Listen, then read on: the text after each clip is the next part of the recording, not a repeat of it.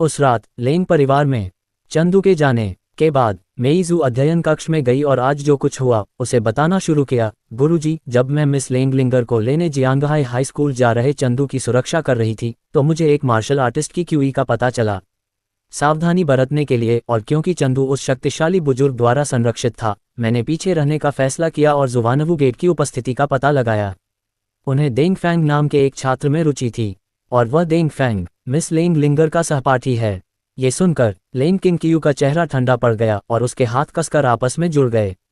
जुवानवू gate उन ताकतों में से एक जिसने उस समय लेंग परिवार की घेराबंदी में भाग लिया था। उसे उम्मीद नहीं थी कि उन्हें जो उत्तराधिकारी मिला है वह जियांगहाई हाई स्कूल का एक छात्र होगा। और क्या संयोग है, वह वास्तव में लिंजर का सहपाठी है। इससे लेंग किंगकियू के लिए ज्यादा सोचना मुश्किल हो गया। हालांकि वह चाहती थी कि मेइजू डैंगफैंग नाम के व्यक्ति को तुरंत मार डाले, लेकिन ऐसा करने से जुवानवू गेट जरूर सतर्क हो जाता और छिप जाता। अगर वे कोई कार्रवाई करते तो जुवानवू गेट के साथ साथ उस उत्तराधिकारी को भी खत्म करना होता। ये सोचकर लेंग किंगकियू ने गहरी सांस ली और धीरे से कहा, ठीक है, मैं समझ गई। मैं जुन जिलान को लिंग र के पास भेज दूंगी। तुम चंदू की रक्षा करते रहो। ये सुनकर मेइजू एक पल के लिए हिचकिचाए। ओह गुरु, मैं मिस लेंग लिंग र की रक्षा कर रही हूँ। हालांकि उसने ऐसा सोचा था, फिर भी उसने कहा, हाँ। इतना कहने के बाद मेइजू की आकृति धीरे धीरे उस जगह से गायब हो गई और लेंग किंगकियू ने अपनी मुट्ठियां कसकर भींच लीं। जुवानवू गेट, लगता है मुझे लिंग र से डैंग फैंग के बारे में पूछना होगा। अगली सुबह जल्दी त्यानहू गुफा विला के भीतर रनिंग ट्रैक पर चंदू ने स्पोर्ट्सवियर पहने अपने मन के महान गुरु स्तरीय अनुभव को अपना स्वाभाविक मार्गदर्शक मानकर अपनी दैनिक सुबह की ट्रेनिंग शुरू की। एक स्वस्थ और आकर्षक शरीर बनाए रखने के लिए वह रोजाना व्यायाम करता है। दौड़ते समय वह हेडफोन भी पहने रहता था और संगीत सुनता था। मधुर महिला स्वर निकल रहे थे। प्रेम का राग ज्वार की तरह उमड़ रहा है, आत्माओं का सामंजस्य स्थायी और गहरा। जीवन भर साथ रहना, कभी अलग न होना। तुम मेरे दिल में शाश्वत इंद्रधनुष हो टिल्ड टिल्ड। क्या यह इसी दुनिया का कोई गीत है? चंदू मन ही मन मुस्कुराया। इस दुनिया के मार्शल आर्टिस्ट और ग्रैंड मास्टर्स को मूर्ख मत बनने दीजिए। संक्षेप में, यह उस दुनिया से बहुत अलग नहीं है जिसमें वह पहले था। संगीत, विविध कार्यक्रम, एनीमे, टीवी नाटक वगैरह हैं और उनके गो परिवार के उद्यम मनोरंजन उद्योग से जुड़े हैं। उद्योग जगत की कई जानी मानी हस्तियां और निर्देशक उनके कॉर्पोरेट छत्रछाया में हैं। और तभी चंदू के आगे दो आकृतियां दौड़ीं। उनमें से एक धूप का चश्मा और चौड़ी टोपी पहने, बाल पीछे बांधे, एक चुस्त काले रंग का ट्रैकसूट पहने एक खूबसूरत आकृति थी। दूसरा एक आदमी था जो दौड़ते हुए अपने बगल वाले व्यक्ति से बात करता हुआ प्रतीत हो रहा था। मुझे नहीं लगता कि मैंने उन्हें पहले कभी देखा है। आखिरकार इतने लंबे समय से सुबह दौड़ते रहने के कारण चंदू कुछ अन्य धावकों को जान गया था। हालांकि चंदू ने इस पर ज्यादा ध्यान नहीं दिया। इस विला क्षेत्र में ट्रैक पर सुबह दौड़ लगाने वाले बहुत से लोग थे। कभी कभी अगर किसी को कुछ काम हो और वह उस दिन दौड़ ना पाए तो उससे न मिलना सामान्य बात है।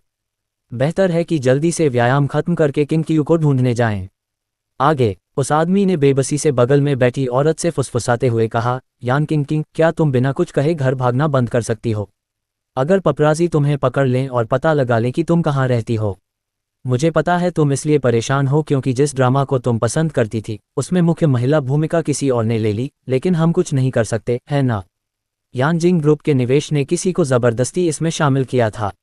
यानजिंग ग्रुप का गो फैमिली ग्रुप द्वारा निवेशित मनोरंजन कंपनियों के साथ भी सहयोगात्मक रिश्ता है। हमारा स्टारलाइट एंटरटेनमेंट वाकई उनकी बराबरी नहीं कर सकता। यान किंग भागी और नाराज होकर चिल्लाए, किसका कोई बैकग्राउंड नहीं होता। यानजिंग ग्रुप इतना कमाल का है। मैं इसलिए दुखी हूं क्योंकि मेरे गाने को एक अनजान ऑनलाइन सिंगर ने मात दे दी। ये कहते हुए वह बहुत नाराज हुई, बहुत नाराज। एक्टिंग तो बस एक साइड जॉब थी, गाना उसका मुख्य पेशा था। पहले तो उसका नया गाना मेलोडी ऑफ लव लगातार पहले नंबर पर था, लेकिन उसे कन्फेशन बैलून नाम के एक ऑनलाइन गाने ने पीछे छोड़ दिया जिसे जाने किसने गाया है। ये कितना गुस्सा दिलाने वाला है। सबसे खास बात यह है कि यह गाना ऐसा लगता है जैसे किसी ने आसपास ही रिकॉर्ड किया हो। यह इस यंग मिस को पागल कर रहा है। उसके बगल में बैठा एजेंट पसीने से तरबतर हो गया। हमेशा कोई न कोई बेहतर होता है। यान किंग, इतनी जोर से मत बोलो, अगर कोई तुम्हें पहचान लेगा तो अच्छा नहीं लगेगा। यान किंग ने ठंडी सांस ली, लेकिन उसने कोई खंडन नहीं किया। अगर उसे पहचान लिया जाता तो शायद उसे फिर से फोटो और ऑटोग्राफ के लिए घेर लिया जाता। लेकिन ये वाकई गुस्सा दिलाने वाला है। मुझे ये पता मत लगाना कि इसे किसने गाया है। लेंग परिवार, दूसरी मंजिल पर लेंग लिंगर के बेडरूम के अंदर। लेंग लिंग र ने चुपके से अपने गद्दे के नीचे से एक फ़ोन निकाला। उसने फ़ोन पकड़ रखा था और कान से कान तक मुस्कुरा रही थी। हे, सौभाग्य से ज़ा यूबो को मेरा सबसे बड़ा रहस्य पता नहीं चला। रोमांस उपन्यास सिर्फ एक आवरण थे, फ़ोन वह था जिसे मैं वास्तव में छिपाना चाहती थी। ज़ा यूबो भी नहीं सोचती, इन दिनों भौतिक पुस्तकें कौन पढ़ता है? क्या मैं अपने फ़ोन पर नहीं पढ़ सकती? मैं दोहू के माध्यम से स्क्रॉल भी कर सकती हूँ, ज़ियाओहोंगशू ब्राउज़ कर सकती हूँ और वीबो देख सकती हूँ। हाल ही में मुझे जिएबा नामक एक ऐप डाउनलोड करने की सिफारिश की गई थी। ऐसा कहा जाता है कि वहाँ के लोग बहुत अच्छी तरह से बोलते हैं और सामग्री बहुत समृद्ध है।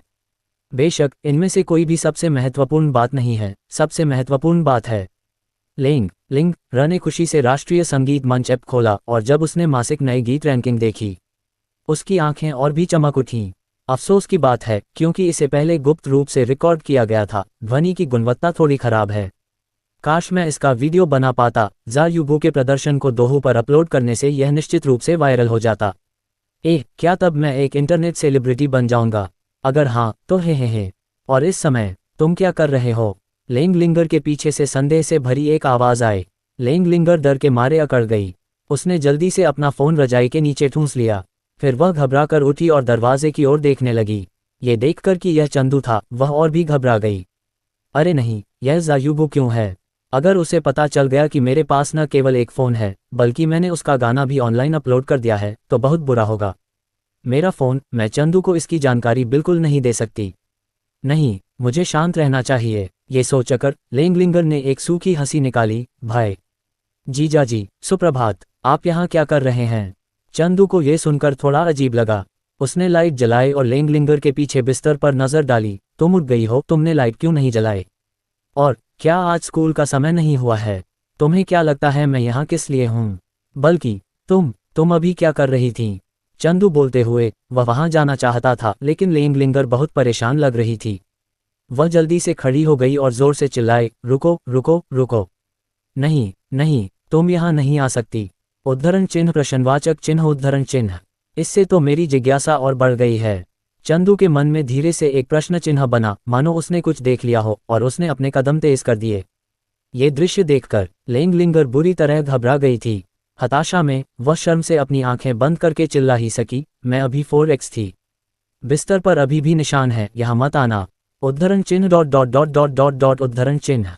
ये शब्द सुनकर चंदू ने लिंगर की ओर देखा, जिसकी आंखें बंद थीं और चेहरे पर शर्म के भाव थे। वह चुप हो गया, आधे खुले हुए फ़ोन को देखते हुए। तुम्हें अपना फ़ोन छिपाने का बहाना ढूंढना मुश्किल लगा होगा। मैं नीचे तुम्हारा इंतज़ार करूंगा। चंदू ने सूखी खांसी की, फिर अपनी हंसी दबाई और नीचे चला गया। और लिंगर दंग रह गई। अगले ही पल वह खुद को और नहीं रोक सकी। उसका पूरा चेहरा लाल हो गया। आहा, मेरी जिंदगी भर की प्रतिष्ठा। अध्ययन कक्ष के अंदर किंग ने अपने कान ढांक लिए, उसका चेहरा लाल हो गया। लिंगर क्या बकवास कर रही थी? क्या चंदू आया? क्या हुआ? वे क्या कर रहे हैं? मैं बहुत उत्सुक हूँ, लानत है। एक खामोश सफ़र के बाद चंदू और लिंगर आखिरकार जियांगहाई हाई स्कूल पहुँच गए। मन लगाकर पढ़ाई करो, मैंने कुछ सुना नहीं। चंदू को समझ नहीं आ रहा था कि क्या कहे, इसलिए वह बस इतना ही दिलासा दे सका। लेकिन इन शब्दों ने लिंगर का सिर शर्म से और भी नीचे कर दिया। वह चुपचाप कांपती हुई अपना स्कूल बैग पकड़े और लड़खड़ाते हुए कार से बाहर निकली। दरवाज़ा बंद करने के लिए उसने जो जोर लगाया था, वह भी हल्का और हवादार था। लिंगर को देखकर, जो मानो अपनी आत्मा खोकर कैंपस में चली आ रही थी, चंदू बेबसी से मुस्कुराया। ये किशोरावस्था की बेचैन लड़की थी। बूढ़े गाँव, चलो वापस चलते हैं। चंदू धीरे से हंसा। जी हाँ, युवा गुरु। बूढ़ा गाँव थोड़ा उलझन में था कि मिस लिंगर, जो आमतौर पर इतनी अव्यवस्थित रहती थी, आज इतनी अच्छी तरह से व्यवहार क्यों कर रही थी। लेकिन उसने इस बारे में ज्यादा नहीं सोचा। आखिरकार यंग मास्टर पहले भी अक्सर इसी तरह पेश आते थे। खैर, ये वैसा ही था, कभी कभार चुनिबियों वाला दौर। गंभीर और वयस्क होने का दिखावा करते हुए लेंग परिवार में वापस आकर चंदू ने अपने दिन का काम शुरू किया। उसने घर की सफाई की और सोफे पर बिखरे कपड़ों को व्यवस्थित किया। फिर सबसे महत्वपूर्ण क्षण आया। उसने दाएं बाएं देखा और यह महसूस करने के बाद कि किंग क्यों अभी नीचे नहीं आया है, वह बाथरूम की ओर चल पड़ा। उसने इधर उधर देखा और जब उसने कपड़ों की एक टोकरी देखी तो उसके मुंह के कोने थोड़े ऊपर की ओर मुड़ गए। हे किंग क्यू, इन गंदे कपड़ों का यहाँ ढेर लगा होना अच्छा नहीं है। मुझे इन्हें साफ करने में तुम्हारी मदद करने दो। ये सोचते हुए वह ऊपर गया और मानो अपना अधिकार जताते हुए टोकरी की ओर बढ़ा। अगले ही पल, तुम क्या कर रहे हो? चंदू के पीछे से एक ठंडी झुंझलाहट भरी आवाज आई। चंदू का शरीर अकड़ गया और उसने अजीब तरह से अपना सिर घुमाया तो देखा कि लेन किनकियू दरवाजे की चौखट पर बर्फीले भाव से टिकी हुई है। उसके चेहरे पर हत्या का इरादा साफ दिखाई दे रहा था। अरे नहीं, मैं तो बर्बाद हो गई, पर शुक्र है कि किनकियू देख नहीं सकती। जब तक मैं सफाई का नाटक करूं तब तक सब ठीक रहेगा, है ना? तो चंदू ने शांति से समझाया, मैं। क्या तुम मेरे और लिंग एयर के कपड़ों के साथ कुछ करने की कोशिश कर रहे हो? हालांकि चंदू के कुछ समझाने से पहले ही लेन किनकियू उसकी असलियत समझ गई। उद्धरण चिन्ह प्रश्नवाचक चिन्ह प्रश्नवाचक चिन्ह प्रश्नवाचक चिन्ह उद्धरण चिन्ह। क्या तुम कोई भगवान हो? तुम्हें ये कैसे पता? लेकिन नहीं, मुझे सिर्फ तुम्हारे निजी कपड़ों की परवाह है किनकियू। मुझे किसी और की बिल्कुल भी परवाह नहीं है। किनकियू, तुम्हें मुझ पर विश्वास करना होगा। उसके चरित्र का अपमान मत करो। चंदू ने जल्दी से समझाया, बेशक उसे सिर्फ किनकियू के कपड़ों में ही दिलचस्पी होगी। ये सुनकर लेन किनकियू ने शर्म से अपनी मुट्ठियां भींच लीं। चंदू ने पहले जो विकृतियां की थीं वे अभी भी उसके दिमाग में ताज़ा थीं। अब उसकी स्वर्ग विरोधी टिप्पणियों को सुनकर उसने शर्म से अपनी मुट्ठियां और भी कस लीं। चुप रहो, तुम विकृत। ये कहते हुए वह तेजी से चंदू की ओर चली गई, टोकरी को रोक दिया और ठंडे स्वर में कहा, रास्ते से हट जाओ, मैं खुद कपड़े धो लूंगा। आह, क्या अफसोस है। चंदू शर्म से मुस्कुराया, ठीक है किनकियू, तुम उन्हें खुद धो लो। अगर तुम्हें कुछ चाहिए तो मुझे बुलाना, ठीक है? ये कहकर वह दोषी अंतःकरण के साथ चला गया। हालांकि जब वह बाहर गया तो चंदू थोड़ा उलझन में था। ओह ठीक है, किनकियू एक बेहद बुद्धिमान व्यक्ति है और साधना तकनीक के कारण उसकी बुद्धि भी निखर गई है। उसके लिए कमरे का लेआउट याद रखना स्वाभाविक है। किनकियू से जैसी उम्मीद थी। चंदू को जाते हुए देखकर लेन किनकियू ने आखिरकार राहत की सांस ली। उसने कपड़े का एक टुकड़ा उठाया और आह भरी। ये तो सिर्फ कपड़े हैं, मैं इतनी परेशान क्यों हूँ? चाहे वो कितना भी विकृत क्यों ना हो, किसी के भी मन में गंदे कपड़े के बारे में कोई भी गलत विचार नहीं आएंगे। लेकिन जैसे ही उसने ये सोचा, लेन किनकियू के दिमाग में चंदू द्वारा पहले की गई सभी विकृत हरकतें कौंध गईं। ऐसा नहीं होना चाहिए, है ना? बात इतनी आगे नहीं बढ़ेगी, है ना? सच में बात इतनी आगे नहीं बढ़ेगी, है ना? नाश्ते के बाद चंदू और लेन किनकियू लिविंग रूम के सोफे पर बैठ गए। टीवी चालू था, सुबह की खबरें चल रही थीं। नमस्ते शहरवासियों, जैसा कि आप देख सकते हैं मेरे पीछे आज सुबह का अपराध स्थल है। पिछले मामलों को गिनकर ये क्यूशुई युआन समुदाय में 5वां हत्याकांड है। इस बार पीड़ित एक सिविल इंजीनियरिंग और निर्माण सामग्री कंपनी का बॉस है और फोरेंसिक डॉक्टर पहले ही मामले की जांच करने पहुंच चुके हैं। चंदू ने टीवी देखा और लेन किनकियू से, जो उसके बगल में गहरी सोच में डूबा था, कहा, किनकियू सुनो, दुनिया अब वाकई खतरनाक हो गई है। क्यूशुई युआन समुदाय में 5वां हत्याकांड हुआ है। मैंने सुना है कि हर पीड़ित की छाती पर पंजों जैसे घाव थे। मुझे आश्चर्य है कि क्या चिड़ियाघर से कोई खूंखार जानवर भाग गया है। लेन किनकियू ने यह सुना और खुद को विचारों से बाहर निकाला। कुछ देर सोचने के बाद उसने जवाब दिया, यह ऐसी प्रजाति नहीं होगी जो मनुष्य को ज्ञात हो। अगर ऐसा होता तो अपराधी बहुत पहले ही पकड़ा जा चुका होता। लेकिन ज्यादा चिंता मत करो, क्यूशुई युआन समुदाय वैसे भी हमसे बहुत दूर है, इसलिए हमारे साथ ऐसा कुछ नहीं होगा। उसने क्यूशुई युआन समुदाय की घटना के बारे में अपने अधीनस्थों से भी रिपोर्ट सुनी थी, जिसमें कहा गया था कि उन्हें ट्रू क्यूई के निशान मिले हैं। हालांकि उसे इसकी परवाह नहीं थी। आखिरकार उसे क्या फर्क पड़ता अगर दूसरे लोग मर जाते। लेकिन अब चंदू की यह बात सुनकर लेन किनकियू को लगा कि उसे चिंता हो रही है कि अपराधी उनके पास आ जाएगा। चंदू ने उसकी बात पर सिर हिलाया और मुस्कुराया, हे किनकियू, अगर तुम डरी नहीं हो तो मुझे राहत है। प्रश्नवाचक चिन्ह। लेन किनकियू ने उसकी बात सुनकर हल्के से नाक भान सिकुड़ी। क्या तुम्हें इतना कुछ कहना है? टीवी पर दृश्य पहले ही पुलिस पर आ चुका था, जो अलार्म बजते ही घटनास्थल पर पहुंच गई थी। इसके अलावा तस्वीर में दिख रहा पुलिस अधिकारी कोई ऐसा व्यक्ति था जिसे चंदू जानता था। चेन यंगइन ने कैमरे की ओर मुंह करके गंभीर स्वर में कहा, नागरिकों, कृपया हमारी पुलिस पर भरोसा रखें। हम क्यूशुई युआन समुदाय के अपराधी को जरूर पकड़ लेंगे। ओह, क्या साजिश शुरू होने वाली है। हालांकि क्यूशुई युआन समुदाय के पीछे के मास्टरमाइंड से निपटना आसान नहीं है। दूसरा पक्ष बहुत खतरनाक है और उसका पाताल लोक से भी कुछ संबंध है। लेकिन चंदू ने अंदाजा लगा लिया था, या यूं कहें कि उसे पूर्वाभास हो गया था, कि चेन यंगइन जरूर उसके पास जांच पड़ताल करने आएगी। शायद ये किसी पुरुष की 7वीं इंद्रिय थी। ओह ठीक है, मुझे अभी भी किनकियू को कल की बात बतानी है। ये सोचकर चंदू ने चैनल बदला और कहा, वैसे किनकियू, मुझे कल किसी भोज में जाना है, इसलिए मैं यहाँ नहीं आऊँगा। लेन किंगक्यू ये सुनकर एक पल के लिए चुप रहा, फिर धीरे से बोला, क्या ये यांजिंग समूह का भोज है? ओह हाँ, उन्होंने हमारे लेंग परिवार को भी आमंत्रित किया है और लिंग एयर कल लिंग जिंग आन के साथ जाएगी। मैं समझ गया। चंदू उसकी बात सुनकर मुस्कुराया, यह अच्छी बात है, लेकिन कल तुम अपनी खाने की समस्या कैसे सुलझाओगी किंगक्यू? मैं कल पूरा दिन घर पर नहीं रहूंगा और मैं पाताल लोक के महल के स्वामी को कठपुतली बनाकर रात का राजा बना दूंगा। इस तरह की बातें स्वाभाविक रूप से नहीं कही जा सकती, इसलिए सबसे अच्छा जवाब है तुम्हारा कोई काम नहीं, लेन किंगक्यू ने धीरे से कहा। चंदू ने बार बार सिर हिलाया, खिलखिलाकर हंसते हुए, मुझे तुम्हारे जैसी नए जमाने की स्वतंत्र महिलाएं बहुत पसंद हैं किंगक्यू। तुम? लेन किंगक्यू एक पल के लिए भी खुद को रोक नहीं सका, ये बदमाश आदमी हर चीज पर प्रतिक्रिया कैसे दे सकता है। उसने गहरी सांस ली और खुद को शांत किया।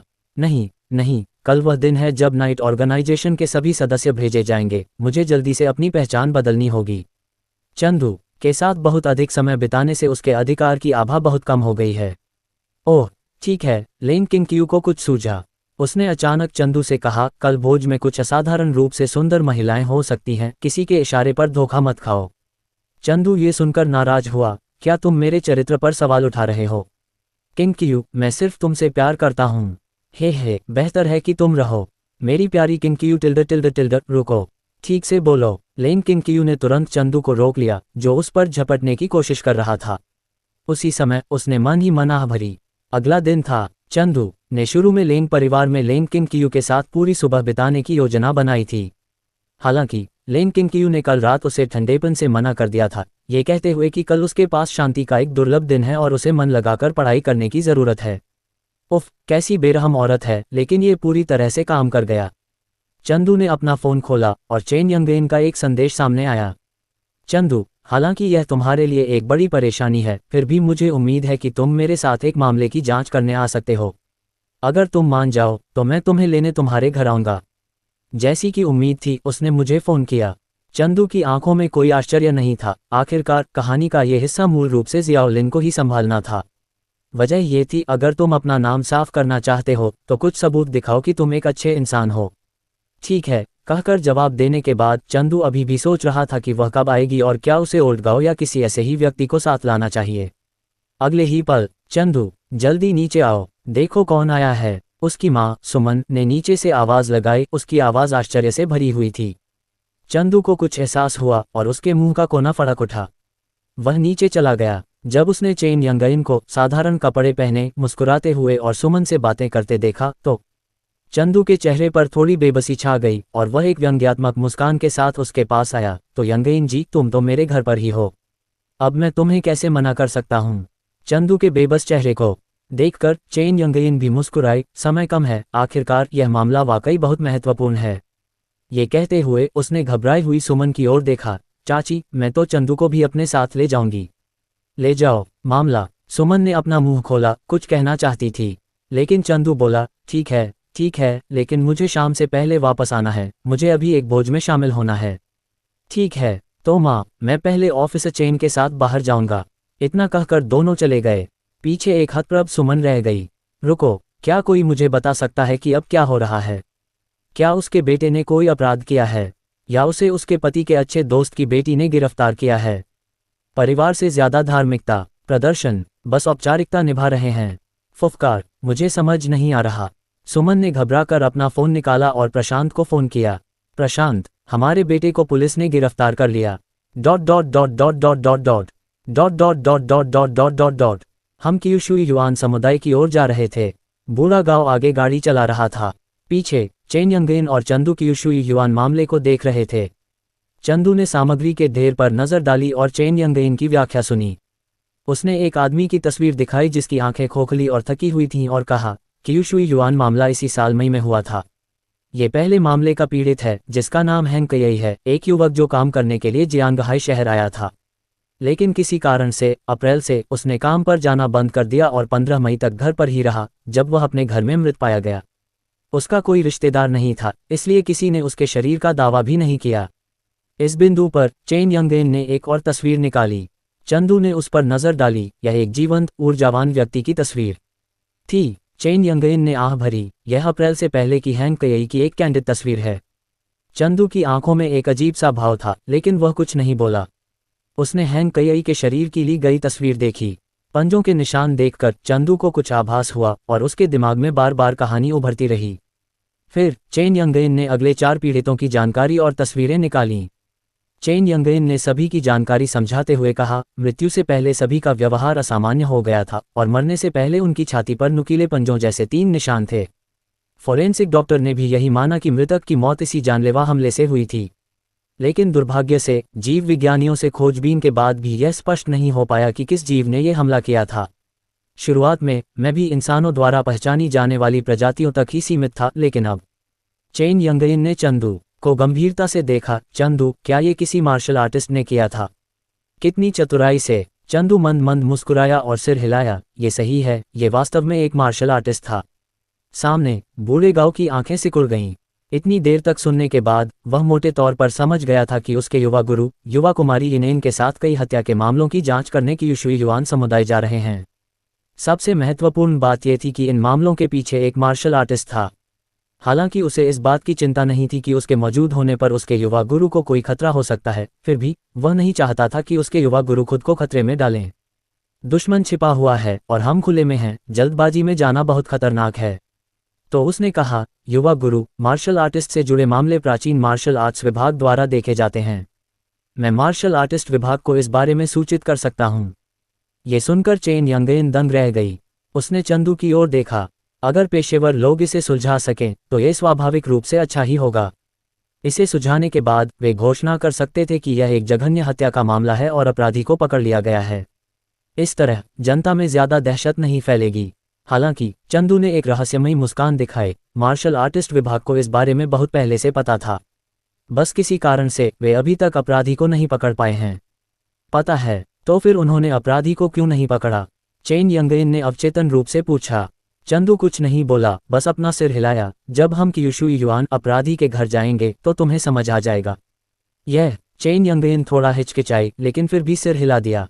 बूढ़े गांव ने भी बात करना बंद कर दिया और गाड़ी चलाने पर ध्यान केंद्रित किया। Dot dot dot dot dot dot dot dot dot dot dot dot dot dot dot dot dot Jianghai high school. कक्षा के बाद शिक्षक ने उन 2 छात्रों को देखा जो आमतौर पर सबसे ज्यादा शोर मचाते थे, अब चुपचाप बैठे थे, थोड़ा उलझन में थे। हम लेंग लिंगर और बाई क्योंगलन आज इतने शांत क्यों हैं? कितना अजीब है। वह एक असहज भावना के साथ कक्षा से बाहर निकल गया। ये दोनों कोई बड़ी योजना तो नहीं बना रहे होंगे, है ना? कोई बहुत बड़ी शरारत? लेंग लिंगर चुप थी क्योंकि उसने उस सुबह चंदू के सामने क्या कहा था।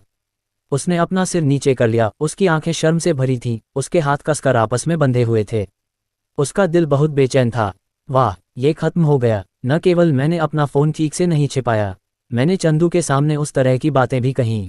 ये खत्म हो गया, ये खत्म हो गया। उसने कहा कि अगर वह जियाओ लिन नाम के आदमी से मिलने नहीं गई तो उसे स्कूल छोड़कर वापस आकर परिवार चलाना सीखना चाहिए। ये सोचते ही उसकी आंखें फिर से लाल हो गईं और उसने अपनी छाती से जेड पेंडेंट का आधा टुकड़ा निकाला। उसने उसे देखा और फिर से रोने लगी। उसके बगल में बैठी लेंग लिंगर ने आवाज़ सुनी और चुपचाप अपनी अच्छी डेस्कमेट, सबसे अच्छी दोस्त और सबसे अच्छी दोस्त बाई क्योंगलन को देखा। जब उसने देखा कि दूसरी पार्टी सिसक रही है और रो रही है तो वह तुरंत घबरा गई। क्योंगलन, क्या हुआ? उसने जल्दी से उसे दिलासा दिया और अपनी सारी परेशानियां तुरंत अपने दिमाग से निकाल दीं। नहीं, कुछ नहीं, बाई क्योंगलन ने अपने आंसू पोंछे। फिर लेंग लिंगर को मुस्कुराते हुए कहा, लिंगर जी, मेरा मतलब अगर मैं भी चली गई तो क्या तुम अकेलापन महसूस करोगी? ये शब्द निकलते ही उद्धरण चिन्ह प्रश्नवाचक चिन्ह उद्धरण चिन्ह। लेंग लिंगर ठिठक गई। अगले ही पल धमाका। लेंग लिंगर ने अपना हाथ मेज पर पटका और खड़ी हो गई। बाई क्योंगलन पर जोर से चिल्लाए, नहीं नहीं क्योंगलन, तुम आत्महत्या नहीं कर सकती। अब तुम ही मेरी दोस्त हो। अगर तुम मर गई, मैं क्या करूंगी? बू हु। ये कहते हुए लेंग लिंगर खुद रोने लगी। लोगों का एक समूह वहां देखने लगा, ये देखना चाहता था कि क्या हो रहा है। बाई क्योंगलन हक्की बक्की रह गई और उसने जल्दी से लेंग लिंगर को नीचे खींच लिया और उसे दिलासा देते हुए कहा, रुको रुको लिंगर जी, तुम क्या कह रही हो? बेशक मैं आत्महत्या नहीं करूंगी, प्लीज अभी रोना मत। ये सुनकर लेंग लिंगर की नाक में दम आ गया और उसने हैरानी से बाई क्योंगलन को देखा। सच में? ये कहते हुए वह बाई क्योंगलन की बाहों में गिर पड़ी। क्योंगलन, तुमने तो मुझे बहुत डरा दिया। बाइक्योंगलन ने लेंगलिंगर की तरफ देखा, धीरे से आह भरी, उसका हाथ बढ़ाया और उसकी पीठ थपथपाते हुए बुदबुदाए, इसी वजह से मैं तुम्हारे बारे में सहज महसूस नहीं कर पा रही हूँ, लिंगर जी। क्यूशुई युआन समुदाय किनारे के सबसे नज़दीक एक इमारत के अंदर, कमरा नंबर 401 के बाहर, चंदू और अन्य लोग इस स्थान पर पहुंचे। चेन यंगेन ने अपनी पिस्तौल पकड़ी और चंदू को कुछ अनिश्चितता से देखते हुए बोली, क्या हत्यारा यहीं रहता है? यह इतना आसान है? क्या यह इतना आसान है? हमें पता चल गया कि वह कहाँ रहता है। चंदू ने सिर हिलाया, फिर बूढ़े गांव की ओर देखा। बूढ़े गांव? जी हाँ, युवा गुरु। बूढ़े गांव आगे बढ़े और दरवाजे का हैंडल पकड़ लिया। एक क्लिक के साथ दरवाजा धीरे से खुल गया। हो गया, युवा गुरु। चेन यंगेन ने आश्चर्य से देखा, उसने उम्मीद की थी कि वह दरवाजे का हैंडल तोड़ देगा। चेन यंगेन की उलझन को भांपते हुए बूढ़े गांव ने समझाया, ये सच्ची क्यूई के प्रयोग की एक विधि है। यह आपके हाथ की तरह है, यह आपके लिए भेद कर दरवाजा खोल सकता है। ये सुनकर चेन यंगेन ने एक मार्शल आर्टिस्ट के चमत्कारों पर आश्चर्य से आह भरी। कमरे में प्रवेश करते हुए चेन यंगेन के सामने का दृश्य देखकर वह दंग रह गई। आम कमरों से अलग, ये कमरा बिल्कुल काला था, जिसकी सभी खिड़कियां सीमेंट से बंद थीं। गलियारे से आ रही धुंधली रोशनी में बेडरूम का एक दरवाज़ा थोड़ा सा खुला हुआ था, जिसमें से अजीब सी आवाज़ें आ रही थीं। चेन यंगेन बेहद सतर्क थी, उसने सहज ही चंदू को ढांक लिया, सावधान रहना।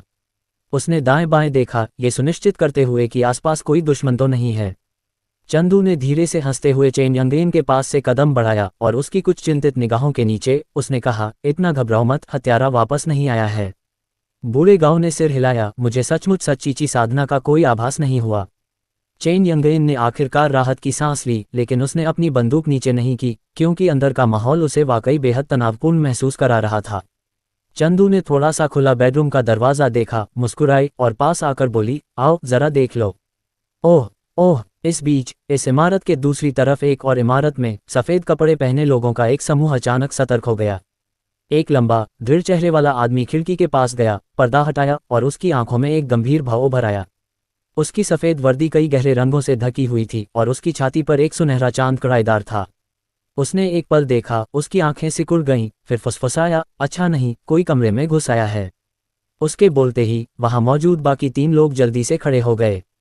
एक आदमी एक उपकरण के पास गया, ये कमरा नंबर 401 के लिए एक पूर्ण, बिना किसी कोण के निगरानी प्रणाली थी। जब उसने चंदू और बाकी लोगों को कमरा नंबर 401 के बेडरूम में प्रवेश करते देखा, तो उसके चेहरे के भाव बदल गए। वे कौन हैं?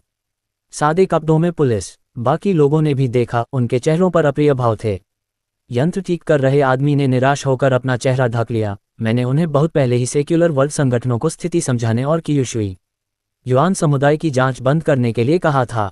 नोटिफिकेशन क्यों नहीं पहुंचाया गया? एक और महिला ने आह भरी, इतना मत बोलो, बेडरूम के अंदर जो है वह बहुत खतरनाक है, और अगर तियानफोंग वापस आ गया तो अच्छा नहीं होगा। ये लोग जरूर उसके सामने चुप हो जाएंगे। हालांकि दृढ़ चेहरे वाले आदमी ने अपना सिर हिलाया, जिसे मारा जाएगा वह तियानफोंग है। उनमें से एक बहुत ताकतवर है, शायद कोई ग्रैंड मास्टर। प्रश्नवाचक चिन्ह, विस्मयादिबोधक चिन्ह। बाकी लोग चौंक गए। महिला आश्चर्य से बोली, एक ग्रैंड मास्टर? क्या तुम मजाक कर रहे हो? मैं मजाक नहीं कर रही हूँ। जिस क्यूई को मैंने महसूस किया था वह बिल्कुल वैसी ही थी। दृढ़ निश्चयी व्यक्ति ने गंभीरता से कहा, दूसरा पक्ष सादे कपड़ों में पुलिस वाला नहीं, बल्कि जनता के बीच छिपा कोई मार्शल आर्टिस्ट हो सकता है।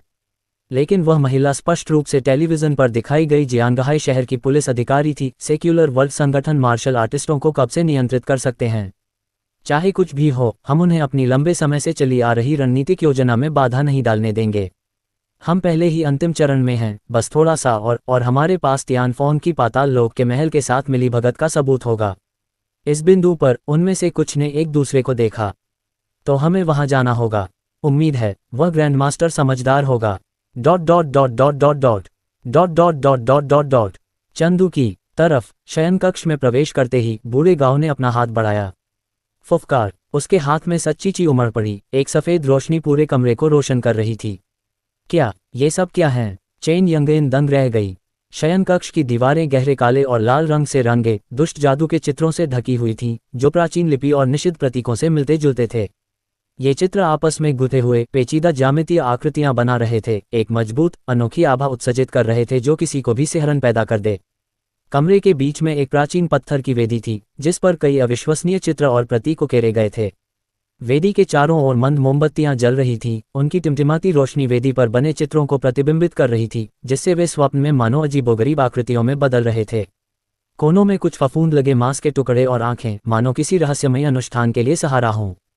फर्श पर एक गहरे काले रंग का कालीन बिछा हुआ था, जिस पर अजीबोगरीब बनावट की कढ़ाई की गई थी। हवा में एक घुटन भरी आभा फैली हुई थी। चेन यंगेन ने कसम खाकर कहा कि उसने अपने जीवन में ऐसा दृश्य कभी नहीं देखा था। उसने अपना मुंह ढक लिया, उल्टी करने की इच्छा को दबाते हुए कहा, चंदू, हमें बैकअप के लिए कॉल करना होगा। उसे लगा कि अब ये कोई साधारण मामला नहीं रहा। चंदू ने अपनी नाक भींच ली और तिरस्कार से इधर उधर देखने लगा। बुलाने की जरूरत नहीं, हत्यारा एक राक्षसी मार्ग का साधक है। चाहे कितने भी आम लोग आएं, वे तो बस तोप का चारा ही बनेंगे। और कोई बात नहीं, संबंधित विभाग जल्द ही यहाँ आ जाएंगे। संबंधित विभाग? चेन यंगेन अचंभित रह गई।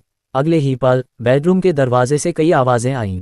नमस्ते। आवाज सुनते ही चेन यंगेन का शरीर तनाव में आ गया और उसने जल्दी से अपनी पिस्तौल दरवाजे पर तान दी। जब उसने एक जैसी सफेद वर्दी पहने 4 लोगों को देखा तो वह झिझकी, क्योंकि पहले बाईजुन नाम का व्यक्ति इसी तरह के कपड़े पहने हुए था। हालांकि बूढ़े गांव ने इन लोगों को, या यूं कहें कि उनके पहने हुए कपड़ों को पहचान लिया और अपने बगल में बैठे चंदू से फुसफुसाया, युवा गुरु, ये प्राचीन मार्शल आर्ट विभाग है। ये सुनकर चारों में से कोई भी हैरान नहीं हुआ। आखिरकार प्राचीन मार्शल आर्ट विभाग ज्यादातर मार्शल आर्टिस्टों के लिए कोई राज नहीं था। उन्होंने बूढ़े गांव को सम्मान की नज़र से देखा। दूसरा पक्ष एक ग्रैंड मास्टर था, इसलिए वे स्वाभाविक रूप से उसका विरोध नहीं कर सकते थे। हालांकि जिस चीज ने उन्हें ज्यादा दिलचस्पी दिखाई वह बूढ़े गांव के बगल में मुस्कुराता हुआ युवक था। क्या दूसरा पक्ष किसी गुप्त परिवार का कोई युवा गुरु हो सकता है?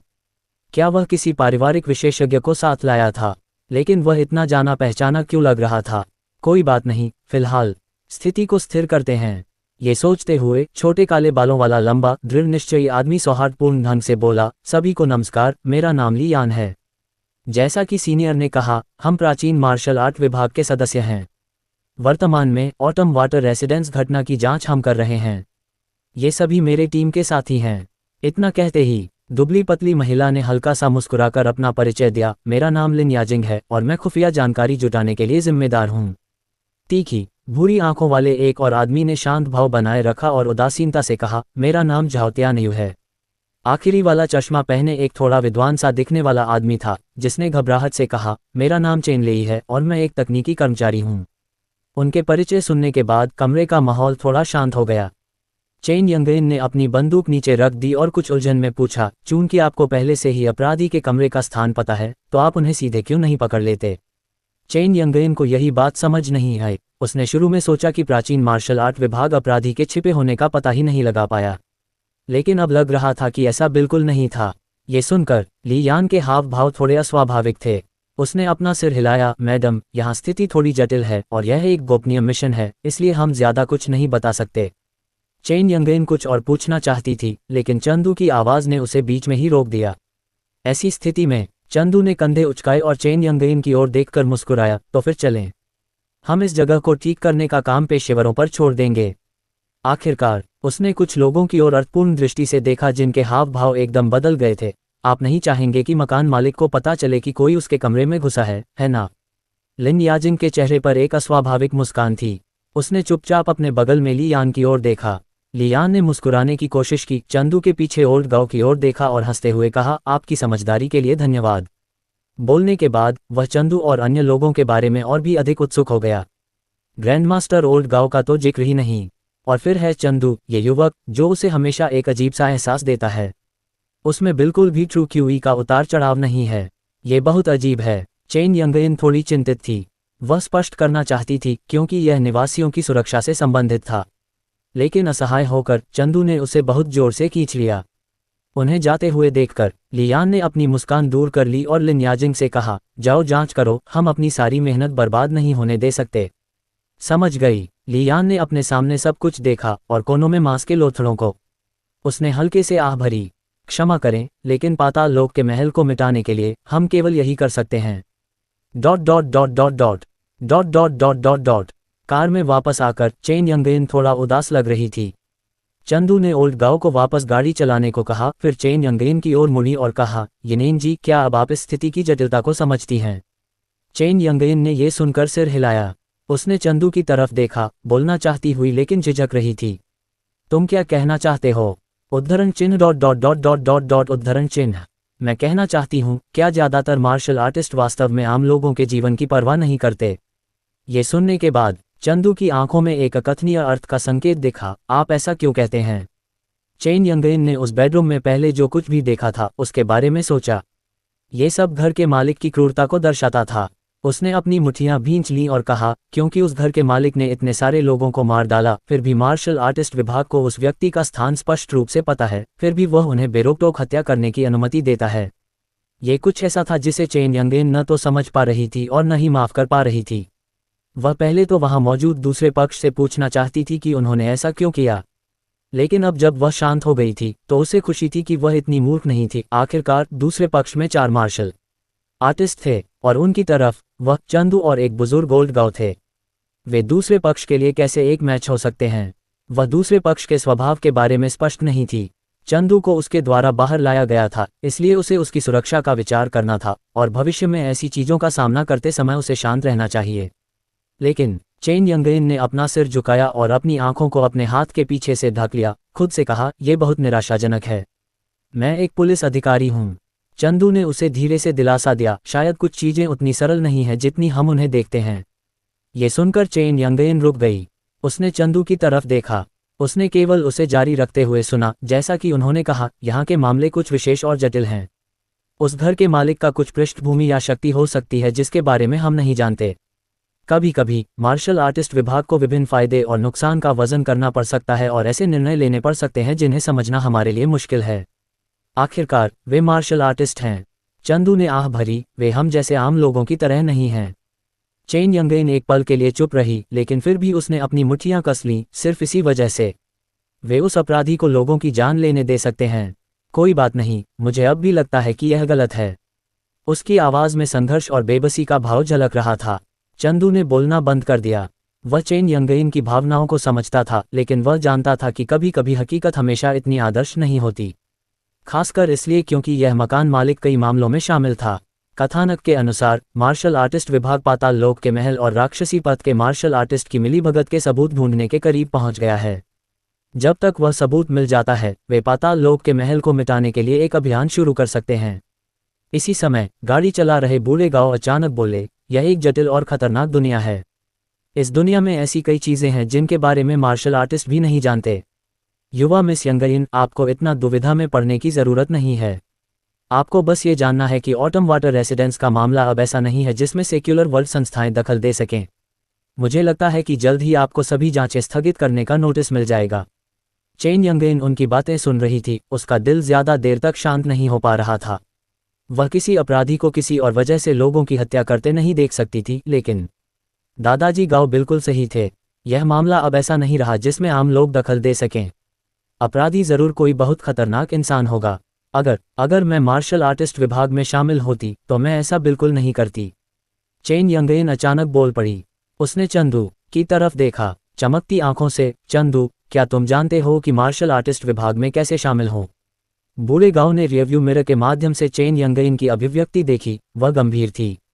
चंदू ये सुनकर मुस्कुराया, आपको अंकल चेन से इस बारे में पूछना होगा, अगर वह बताने को तैयार हैं।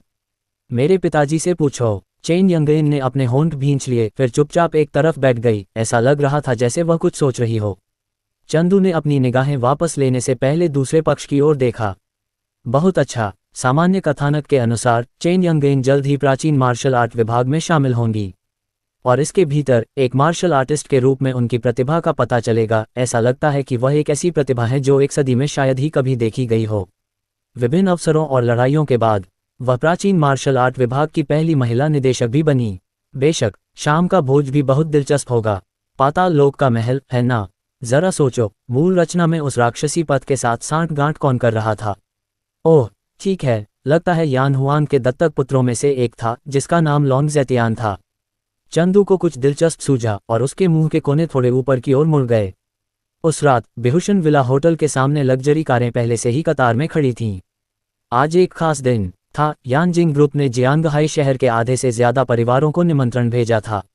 उन्हें इस भोज में शामिल होने के लिए आमंत्रित किया गया था, लेकिन वास्तव में सभी को अच्छी तरह से पता था यह एक ऐसा भोज था जहां यानजिंग ग्रुप अपने अगले उत्तराधिकारी की घोषणा करने वाला था। कुछ मेहमान लॉबी में खड़े थे। ऐसा नहीं था कि वे भोज हॉल में प्रवेश नहीं करना चाहते थे, बल्कि वे यहाँ रुकना चाहते थे और देखना चाहते थे कि कौन आया है। कई मेहमानों ने बिजनेस कार्ड का आदान प्रदान किया, बातचीत की और अनुमान लगाया कि आज रात कौन से परिवार आएंगे। मेरी राय में जियांगहाई शहर के सभी शीर्ष परिवार आज रात आएंगे। गू परिवार और यान परिवार जैसे परिवार जरूर आएंगे, और यान जिंग ग्रुप के कुछ सेलिब्रिटी भी जरूर आएंगे। हे, आपको क्या लगता है कि गू परिवार से कौन आएगा?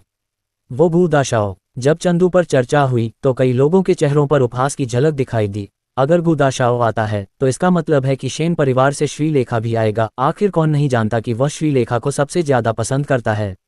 हाँ, यह अफसोस की बात है कि प्रशांत जीवन भर चतुर था, फिर भी उसने ऐसे भोले बेटे को जन्म दिया। अगले ही पल, अरे तुम कमीने लोगों की पीठ पीछे क्या बुरी बातें कह रहे हो? उनके पीछे से एक दबी हुई, गुस्से से भरी चीख आई। कुछ लोग चौंके, फिर देखने के लिए अपना सिर घुमाया। उन्होंने एक युवती को रंगे पीले बालों के साथ देखा, जो एक भोज के लिए स्पष्ट रूप से अनुपयुक्त अपराधी पोशाक पहने हुए थी। अपने कूल्हों पर हाथ रखे उनके पीछे खड़ी थी। कुछ लोगों ने एक दूसरे को देखा, सभी अनिश्चित थे कि क्या करें। इस तरह की पोशाक उनके भोज के लिए स्पष्ट रूप से अनुपयुक्त थी। तो शायद वह कोई बहुत ही महत्वपूर्ण पृष्ठभूमि वाला व्यक्ति था जो इसलिए बहुत लापरवाह था। इसलिए कुछ लोग सूखी हंसी हंसे और तितर बितर हो गए। मैं बहुत गुस्से में हूँ। लेंग लिंग र ने भागते हुए लोगों को देखा और तुरंत गुस्से से अपने दांत पीस लिए। वह चाहती थी कि वह जाकर उन कुछ लोगों को कुछ बार घूंसा मार दे। उन्होंने वास्तव में ज़ायूगू की पीठ पीछे बुराई की और उसे एक मूर्ख भी कहा। तुम किसे मूर्ख कह रहे हो? मेरे जीजा को लंबे समय से वह श्रीलेखा पसंद नहीं है, ठीक है? लेंग लिंग र के क्रोधित रूप ने लेंग जिंग आन को चौंका दिया, जो अभी अभी अंदर आया था। वह जल्दी से उसके पास गया और उसे दिलासा दिया, मेरे छोटे पूर्वज, तुम्हें फिर क्या हो गया है? आज ये जगह अमीर और प्रभावशाली लोगों से भरी है, हम कोई परेशानी नहीं खड़ी कर सकते। अगर लेंग परिवार को निशाना बनाया गया तो बहुत बुरा होगा। लेंग लिंगर ने जवाब में बुदबुदाया, चाचा आप बहुत डरपोक हैं, यहाँ जीजाजी के होते हुए हमें किस बात का डर है? और अभी तो वो कमीने जीजाजी को पीठ पीछे बेवकूफ़ कहकर गालियां दे रहे थे। फुफकार, क्या ऐसा ही होता है? हालांकि चंदू के बारे में पहले भी ऐसी अफवाहें थीं। लेंग जिंगन ने दाएं बाएं देखा, फिर बेबस भाव से लेंग लिंगर से कहा, भतीजी, हालांकि चंदू हमारी सबसे बड़ी भतीजी को पसंद करता है, लेकिन हम इस बात पर भरोसा नहीं कर सकते कि वह लेंग किंगक्यू को पसंद करेगा और गो परिवार को अपने पीछे रख लेगा।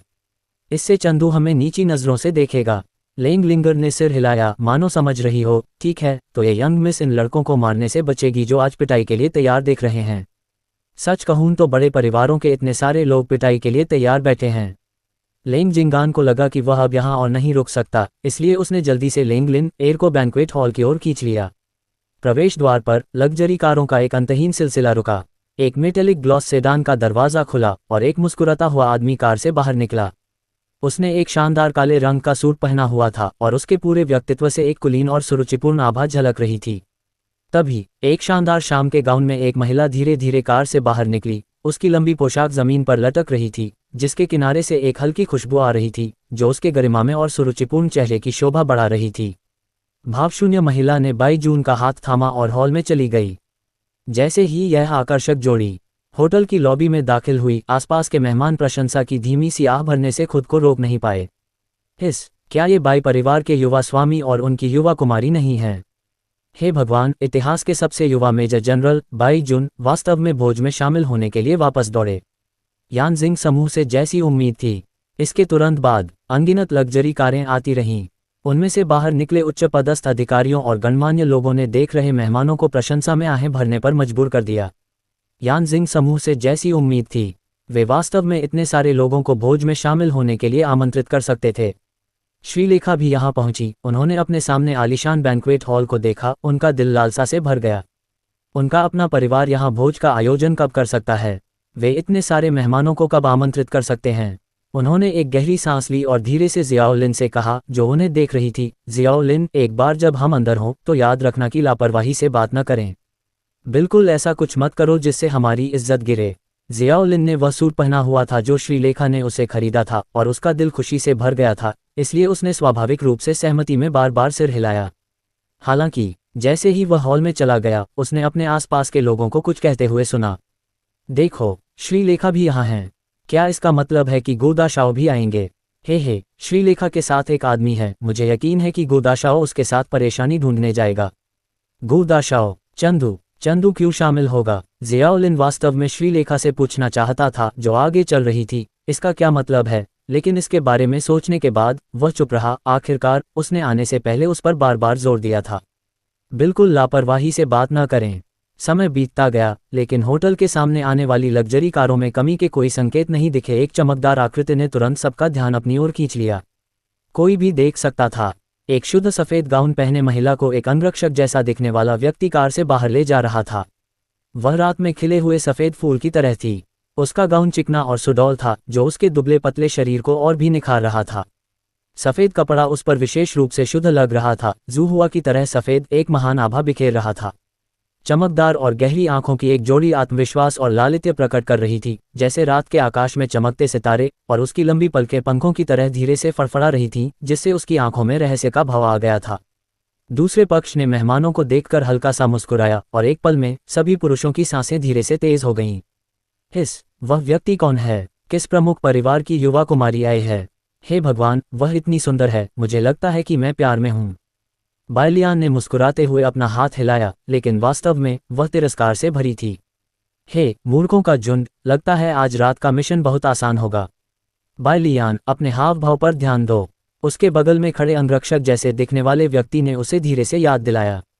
बायलियान ने तुरंत अपने उपहासपूर्ण हाव भाव पर लगाम लगाई और अपनी मुस्कान वापस ला दी। हे, अगर गुरु का आदेश न होता तो तुम जैसे नीरस, रुमानी रहित मूर्ख के साथ कौन टीममेट बनना चाहेगा? पूरे होटल के बैंक्वेट हॉल में नाइट ऑर्गेनाइजेशन के सदस्य आपस में मिले हुए थे, कुछ वेटर के वेश में तो कुछ ने विभिन्न परिवारों के अंगरक्षकों की जगह ले ली थी। और जिसकी किसी ने उम्मीद नहीं की थी, वह था होटल के प्रेसिडेंशियल स्वीट में यान हुआंग के दत्तक पुत्र लॉन्ग ज़ेतियान ने उस बिन बुलाए मेहमान को देखा जो उसके कमरे में अचानक घुस आया था, और उसके चेहरे पर एक गंभीर भाव था। दूसरा व्यक्ति मुस्कुराते हुए सोफे पर बैठा था, उसका पैर उसके साथी तियान फैंग पर टिका हुआ था, जो डेमोनिक पाथ मार्शल आर्टिस्ट था और जिसने कई लोगों की जान ली थी। तो मिस्टर लॉन्ग ज़ेतियान, चलिए बात करते हैं। चंदू ने गंभीर चेहरे वाले लॉन्ग ज़ेतियान को एक दुर्भावनापूर्ण मुस्कुराहट के साथ देखा। यान वांग हॉल के हॉल मास्टर के दत्तक पुत्र होने के नाते आप नहीं चाहेंगे कि डेमोनिक पाथ के साथ आपकी मिलीभगत के बारे में सभी को पता चले, है ना? लॉन्ग ज़ेतियन ने गंभीर भाव से उस आदमी को देखा जो उसे धमका रहा था। दूसरे पक्ष में कोई साधना संबंधी उतार चढ़ाव नहीं था, साफ तौर पर वह एक साधारण व्यक्ति था। हालांकि उसका परिवार जियांगहाई शहर का सबसे शक्तिशाली गो परिवार था, फिर भी वह श्रीलेखा में डूबा एक साधारण सा व्यक्ति था। उसे कोई खतरा नहीं होना चाहिए था, लेकिन क्यों? तुम बहुत छिपे हुए थे, गो दाशाओ। लॉन्ग ज़ेतियन ने मुस्कुराते हुए चंदू को देखा, उसकी मुस्कान उसकी आंखों तक नहीं पहुंच रही थी। उसने मान लिया कि वह एक जाल में फंस गया है। किसने सोचा होगा कि जब वह अपने साथी के साथ व्यापार पर चर्चा कर रहा था, तो ये गो परिवार का युवा गुरु, जिसे वे कभी निकम्मा समझते थे, लोगों को लेकर सीधे अंदर घुस आएगा। और इससे पहले कि तियान फांग कुछ कर पाता, चंदू के साथ आए विशेषज्ञ ने एक ही वार में उसे बेहोश कर दिया। चंदू ने तियान फांग के शरीर पर पैर रखा, सोफे पर आराम से झुक गया। उसकी आंखों में उपहास भरा हुआ था जब उसने लॉन्ग ज़ेतियन को देखा। लॉन्ग ज़ेतियन, तुम भी इससे अलग नहीं हो। किसने सोचा होगा कि यान वांग हॉल के प्रतिष्ठित हॉल मास्टर का दत्तक पुत्र ऐसे घृणित राक्षसी पद से सांठगांठ करेगा? ये सुनकर लॉन्ग ज़ेतियन की आंखें सिकुड़ गईं। जैसी कि उम्मीद थी, वह जानता था। उसने दांत पीस लिए। अरे, ऐसा क्यों हुआ? दूसरे पक्ष को सुराग क्यों मिले? उन आधिकारिक मार्शल आर्टिस्टों ने भी इसकी जांच नहीं की थी। मैंने जो किया उसे काफी छिपाया जाना चाहिए था। धिक्कार है, चंदू तो एक साधारण इंसान है। इतनी दूरी पर मुझे पूरा विश्वास है कि मैं उसे एक ही वार में मार सकता हूँ। लेकिन उसने ओल्ड गांव की ओर देखा, जो किसी भी क्षण कार्रवाई के लिए तैयार था, और उसका दिल बैठ गया। पिछली जांच के बाद गो परिवार का ये बूढ़ा व्यक्ति संभवतः ग्रैंड मास्टर स्तर का एक शक्तिशाली विशेषज्ञ था। उसके दत्तक पिता अब यहाँ नहीं थे, और सभी मृत सैनिक उसके दत्तक पिता की रक्षा कर रहे थे। इसका मतलब था कि वह ग्रैंड मास्टर स्तर के एक विशेषज्ञ के सामने चंदू को नहीं मार सकता था। अगर वह उसे मार भी देता तो यह निश्चित रूप से एक सौदा होता। लेकिन उसकी अभी भी बड़ी महत्वाकांक्षाएं और आदर्श थे, तो वह मौत को कैसे गले लगा सकता था? धिक्कार है, अब वह कोई लड़ाई नहीं जीत सकता था, तो क्या वह सिर्फ अपने सामने खड़े इस आदमी की बात सुन सकता था? लॉन्ग ज़ेतियन ने अपनी मुट्ठियां कस लीं, उसके विचार तेजी से दौड़ रहे थे। आखिरकार उसने अपनी किस्मत को स्वीकार कर लिया। चंदू को गौर से देखते हुए, आखिर तुम क्या करना चाहते हो? लॉन्ग ज़ेतियन के हार मानने वाले भाव को देखकर चंदू मुस्कुराया। बहुत आसान है। उसने लॉन्ग ज़ेतियन की ओर उंगली उठाई। मैं चाहता हूं कि आप मेरे साथ सहयोगात्मक संबंध स्थापित करें। उद्धरण चिन्ह। लॉन्ग ज़ेतियन के चेहरे पर एक अजीब सा भाव था। वह थोड़ा उलझन में था। आप किस तरह के सहयोग की बात कर रहे हैं? अगर यह व्यावसायिक सहयोग है तो हमारा यानजिंग समूह और आपका गो परिवार पहले से ही साझेदार हैं। हालांकि चंदू ने अपना सिर हिलाया। यानजिंग समूह नहीं, बल्कि नेदरवर्ल्ड पैलेस। नेदरवर्ल्ड पैलेस। लॉन्ग ज़ेतियन का दिल बैठ गया। नेदरवर्ल्ड पैलेस में मार्शल आर्टिस्ट शामिल थे। दूसरा पक्ष क्या करना चाहता था? चंदू बिना कुछ बोले मुस्कुराया, दूसरे पक्ष के जवाब का इंतजार कर रहा था। दरअसल उसने कई बातों पर विचार किया था, क्योंकि मूल कथानक के अनुसार लॉन्ग ज़ेतियन कुछ अध्यायों से ज्यादा जीवित नहीं रहा। कारण ये था कि यान हुआन को राक्षसी पथ के साथ उसकी मिलीभगत का पता चल गया था और उसने गुस्से में आकर उसकी हत्या कर दी थी। इस तरह नेदरवर्ल्ड पैलेस ने मार्शल आर्टिस्ट विभाग द्वारा घेरे जाने और दबाए जाने के संकट का भी समाधान कर दिया। इसलिए जब उसे पता चला कि आज के भोज में लॉन्ग ज़ेतियन को यानजिंग समूह का अगला उत्तराधिकारी घोषित किया जाना था, चंदू को बहुत बुरा लगा, खासकर जब उसे होश आया। उसे और भी बुरा तब लगा जब उसने पाया कि लेंगलिंगर, जिसे मर जाना चाहिए था, अभी भी जिंदा है। इसलिए लेंगकिन लेंगलिंगर की मौत का इस्तेमाल करके खुद को काला करके इस दुनिया का सबसे ताकतवर नहीं बन सकता। ये कहा जा सकता है कि कहानी उसी पल से गड़बड़ाने लगी जब लेंगलिंगर मरा नहीं। श्रीलेखा रोते हुए उसके पास आई और पूछा कि क्या वे पहले जैसी स्थिति में वापस जा सकते हैं। चंदू जब भी कहानी के इन असामान्य घटनाक्रमों के बारे में सोचता तो उसे सिरदर्द होने लगता। इसलिए उसने मूल कहानी के कुछ हिस्से को बचाने के लिए सीधे लॉन्ग ज़ेतियन को ढूंढने का फैसला किया। उसने ऐसा क्यों किया? ऐसा इसलिए था क्योंकि उसने बहुत देर तक सोचा था और एक निष्कर्ष पर पहुंचा था, जो महज एक अनुमान था, लेकिन ज्यादातर यही सच था। मूल रचना में यान हुआंग इसलिए नहीं मरा क्योंकि लेंगकिन की क्षमता ने उसकी जिंदगी बढ़ा दी थी। इसका मतलब है कि लेंगकिन की मदद के बिना यान हुआंग की मृत्यु निश्चित है और आज के भोज में लॉन्ग ज़ेतियन को उत्तराधिकारी घोषित किया जाएगा। इसलिए अब जो करने की जरूरत थी वह था लॉन्ग ज़ेतियन को ढूंढना और उसे नियंत्रित करना। ऐसा करने का कारण कुछ और नहीं था, बल्कि चंदू ने सोचा, क्या होगा अगर मूल रचना की तरह दुनिया की सुधारात्मक शक्ति ने जबरन नेदरवर्ल्ड पैलेस को नायक से परेशानी मोल लेने पर मजबूर कर दिया और फिर नायक द्वारा उन्हें मार दिया गया, जिससे दूसरे पक्ष को आगे बढ़ने में मदद मिली, जो एक नुकसान होगा। आखिरकार चंदू को यकीन नहीं था कि लेंगकिन अपनी मूल ताकत कब हासिल करेगी, इसलिए उसने जुआ खेलने की हिम्मत नहीं की। कहने का मतलब है, अब सबसे अच्छा तरीका यही है कि समय का इंतजार किया जाए और ताकत जमा की जाए, और जब सही समय आएगा तो सभी मिलकर नायक ज़ियाओलिन को पूरी तरह से मिटाने के लिए हमला करेंगे। और चंदू ने कथानक को ज्यादा विकृत होने से बचाने का एक और भी विश्वसनीय तरीका सोचा। वो है, चूंकि लेंगकिन अभी तक काला नहीं हुआ है, इसलिए मूल कृति के खलनायकों को आकर परेशानी खड़ी करने से रोकना। इसलिए उन्हें शामिल करना ही बेहतर है। चंदू का विचार ये था, वह उन खलनायक अधीनस्थों को नियंत्रित करने की पहल करेगा जो मूल कृति में लेंगकिन के थे। फिर वह इन खलनायकों को एक समूह में इकट्ठा करेगा और एक साथ हमला करने के लिए अंतिम क्षण की प्रतीक्षा करेगा। नायक ज़ियाओलिन को घेरने और दबाने के लिए, उसे एक ही झटके में खत्म करने के लिए। चंदू को ये योजना एकदम सही लगी। समय पल दर पल बीतता गया। लॉन्ग ज़ेतियन ने चंदू की ओर देखा, गहरी सांस ली और कहा, ठीक है, मैं तुम्हारा अनुरोध स्वीकार करता हूँ। चूंकि तुम सीधे मेरे पास आए और मेरे साथ सहयोग करने का प्रस्ताव रखा, तो तुम्हें पता होना चाहिए, हाँ, दत्तक पिता आज घोषणा करने वाले हैं कि मैं यानजिंग समूह का उत्तराधिकारी बनूंगा। जब उसने ये कहा तो लॉन्ग ज़ेतियन के चेहरे के भाव भी बहुत जटिल थे। उसके दत्तक पिता उस पर बहुत भरोसा करते थे, लेकिन वह पहले से ही बूढ़ा था। वह अब कई चीज़ों पर फैसले नहीं ले सकता था, इतना कायर, इतना डरपोक। उसके पास पाताल लोक महल की विशाल शक्ति थी, फिर भी वह जियांगहाई शहर में ही बंद रह सकता था। ऐसा नहीं था कि जियांगहाई शहर बड़ा नहीं था, बल्कि इसलिए कि लॉन्ग ज़ेतियन की महत्वाकांक्षाएं बड़ी थीं। उसे उम्मीद थी कि पाताल लोक महल दुनिया को एकजुट करेगा, और तियानफैंग इसे पूरा करने की कुंजी था। जब तक तियानफैंग की गुप्त कला पूरी हो जाती, तब तक उनके पाताल लोक महल की समग्र शक्ति एक भयानक स्थिति तक पहुंच जाती। लॉन्ग ज़ेतियन की बातें सुनकर चंदू ने सिर हिलाया। चूंकि ऐसा ही है, मैं पहले उस व्यक्ति को अपने साथ ले जाऊंगा। आपके कार्यभार संभालने के बाद मैं आपको फिर से ढूंढने आऊंगा। चंदू खड़ा हो गया और लॉन्ग ज़ेतियन के भ्रमित भाव के बीच ओल्ड गाओ उसके पास आया और अपना दाहिना हाथ हिलाया। सच्चीची की एक लहर ने तियानफोन के अचेत शरीर को तेजी से हवा में उठा लिया। ये दृश्य देखकर लॉन्ग ज़ेतियन तुरंत चिंतित हो गया। वह खड़ा हो गया, एक मिनट, मैं पहले ही तुम्हारी बात मान चुका हूं, फिर भी तुम उस व्यक्ति को क्यों ले जा रहे हो? ये सुनकर चंदू ने उसकी ओर ऐसे देखा जैसे किसी बेवकूफ़ को देख रहा हो। बेवकूफ़, अगर मैं उस व्यक्ति को तुम्हारे पास छोड़ दूं तो मैं तुम्हें और क्या धमकी दे सकता हूं? इतना सीधा। इन शब्दों पर लॉन्ग ज़ेतियन दंग रह गया। उसने हाथ बढ़ाकर कहा, रुको, लेकिन शब्द उसके गले में अटक गए और उसने उन्हें वापस निगल लिया। उसके मन में कई विचार कौंधे और आखिरकार वह बेबस होकर बैठ गया। उसने अपना चेहरा ढक लिया। ऐसा क्यों हुआ? होटल की सबसे ऊपरी मंजिल पर पहुंचकर एक हेलीकॉप्टर पहले से ही इंतजार कर रहा था। तियानफांग बेहोश होकर हवा में उड़ रहा था। बूढ़े गांव ने चंदू की ओर देखा। युवा गुरु, इस आदमी से कैसे निपटें? चंदू ने उसकी ओर देखा और उदासीनता से कहा, इसकी साधना को कमजोर करके इसे बंद कर दो, ये बाद में काम आएगा। मूल कथानक के अनुसार तियानफांग बेहद सतर्क था और उसकी गतिविधियां गुप्त और अजीब थीं। इसलिए मार्शल आर्टिस्ट विभाग को उसका कोई सुराग नहीं मिल सका। वे तियानफांग के ज्यादा पास जाने की हिम्मत भी नहीं कर पाए, इस डर से कि कहीं वह अंधेरे में छिपा न हो। इसलिए बस यही साफ था कि वह हर रात की युशुई युआन समुदाय लौटता था, और हर बार लौटते समय वह मार्शल आर्टिस्ट विभाग के लिए जरूरी कुछ सुराग लेकर आता था। उन्हें बस तियानफांग के जाने का इंतजार करना था, फिर वे सबूत इकट्ठा करने के लिए कमरे में प्रवेश कर सकते थे। कुछ समय पहले लियान और मार्शल आर्टिस्ट विभाग के अन्य लोगों ने तियानफांग के कमरे की जांच की और कूड़ेदान में फेंका हुआ कटा हुआ कागज पाया। उस पर लिखा था, ली बोटियन को मार डालो।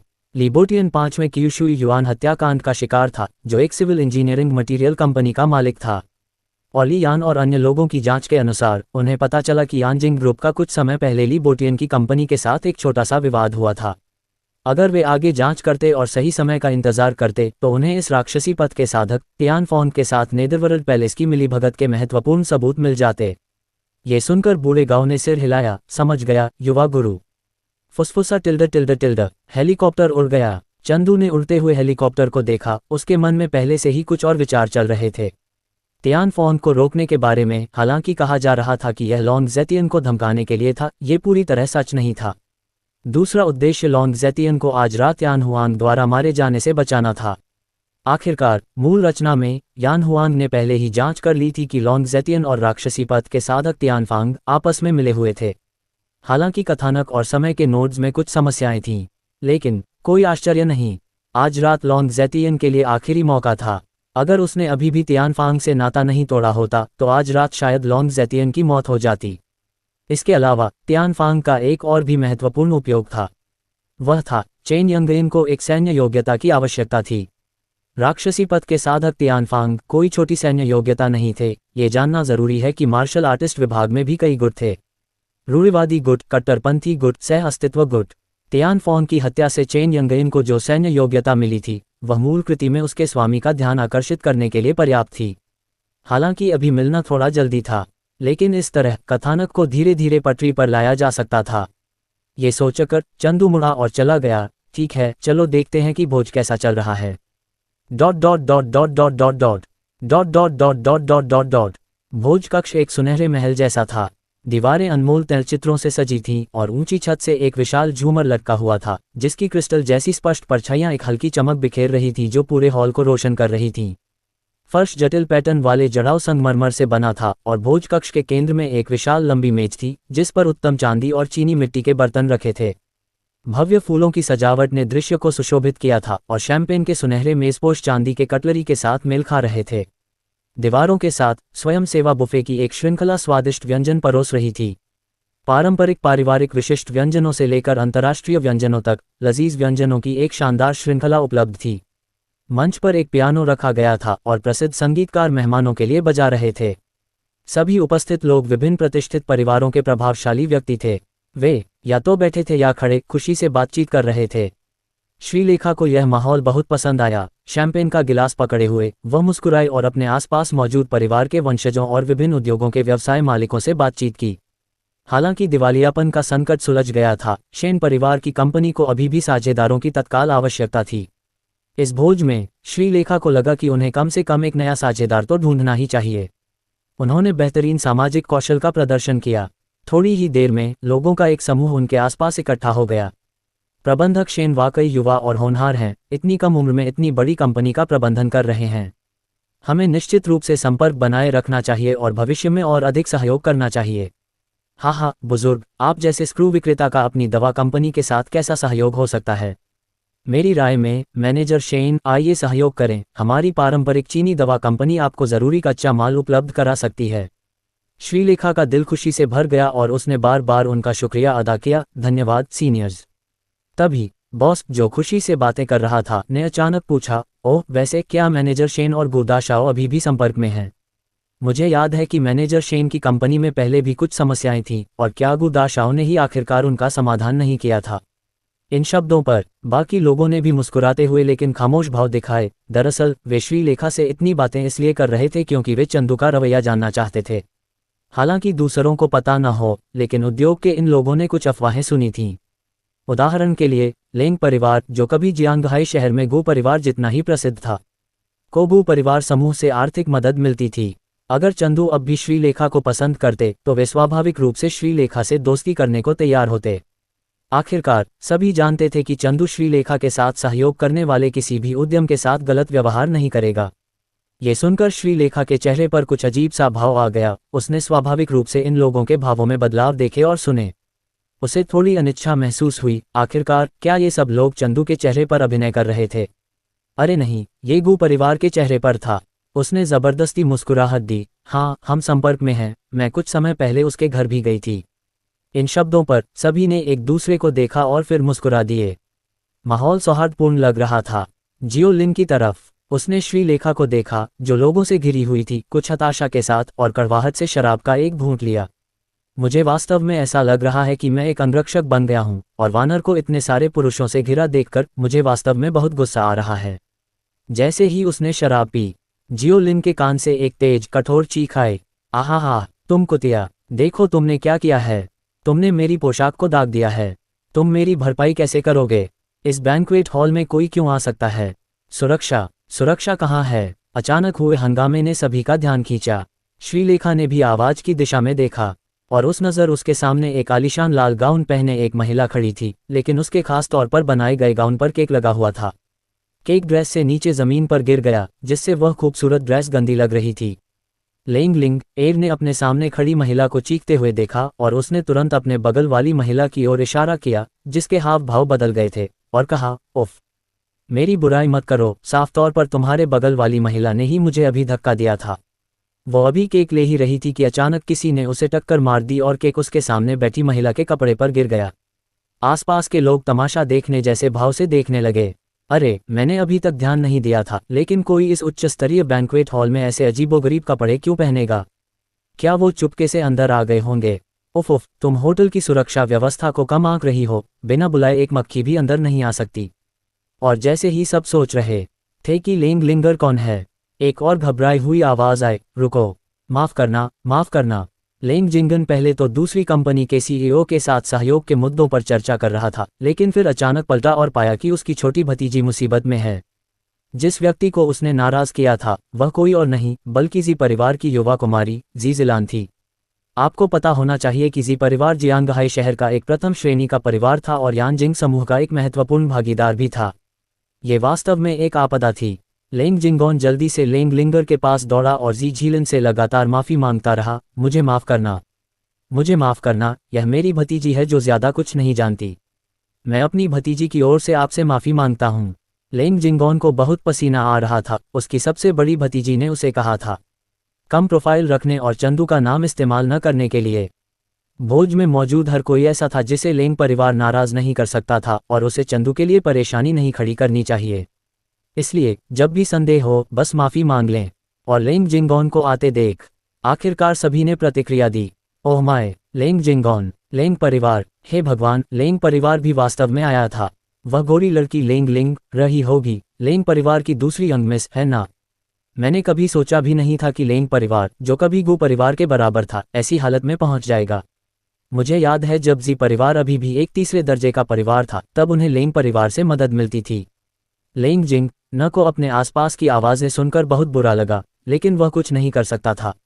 इस समय लेंग परिवार वास्तव में सही तौर पर पतन की ओर अग्रसर था।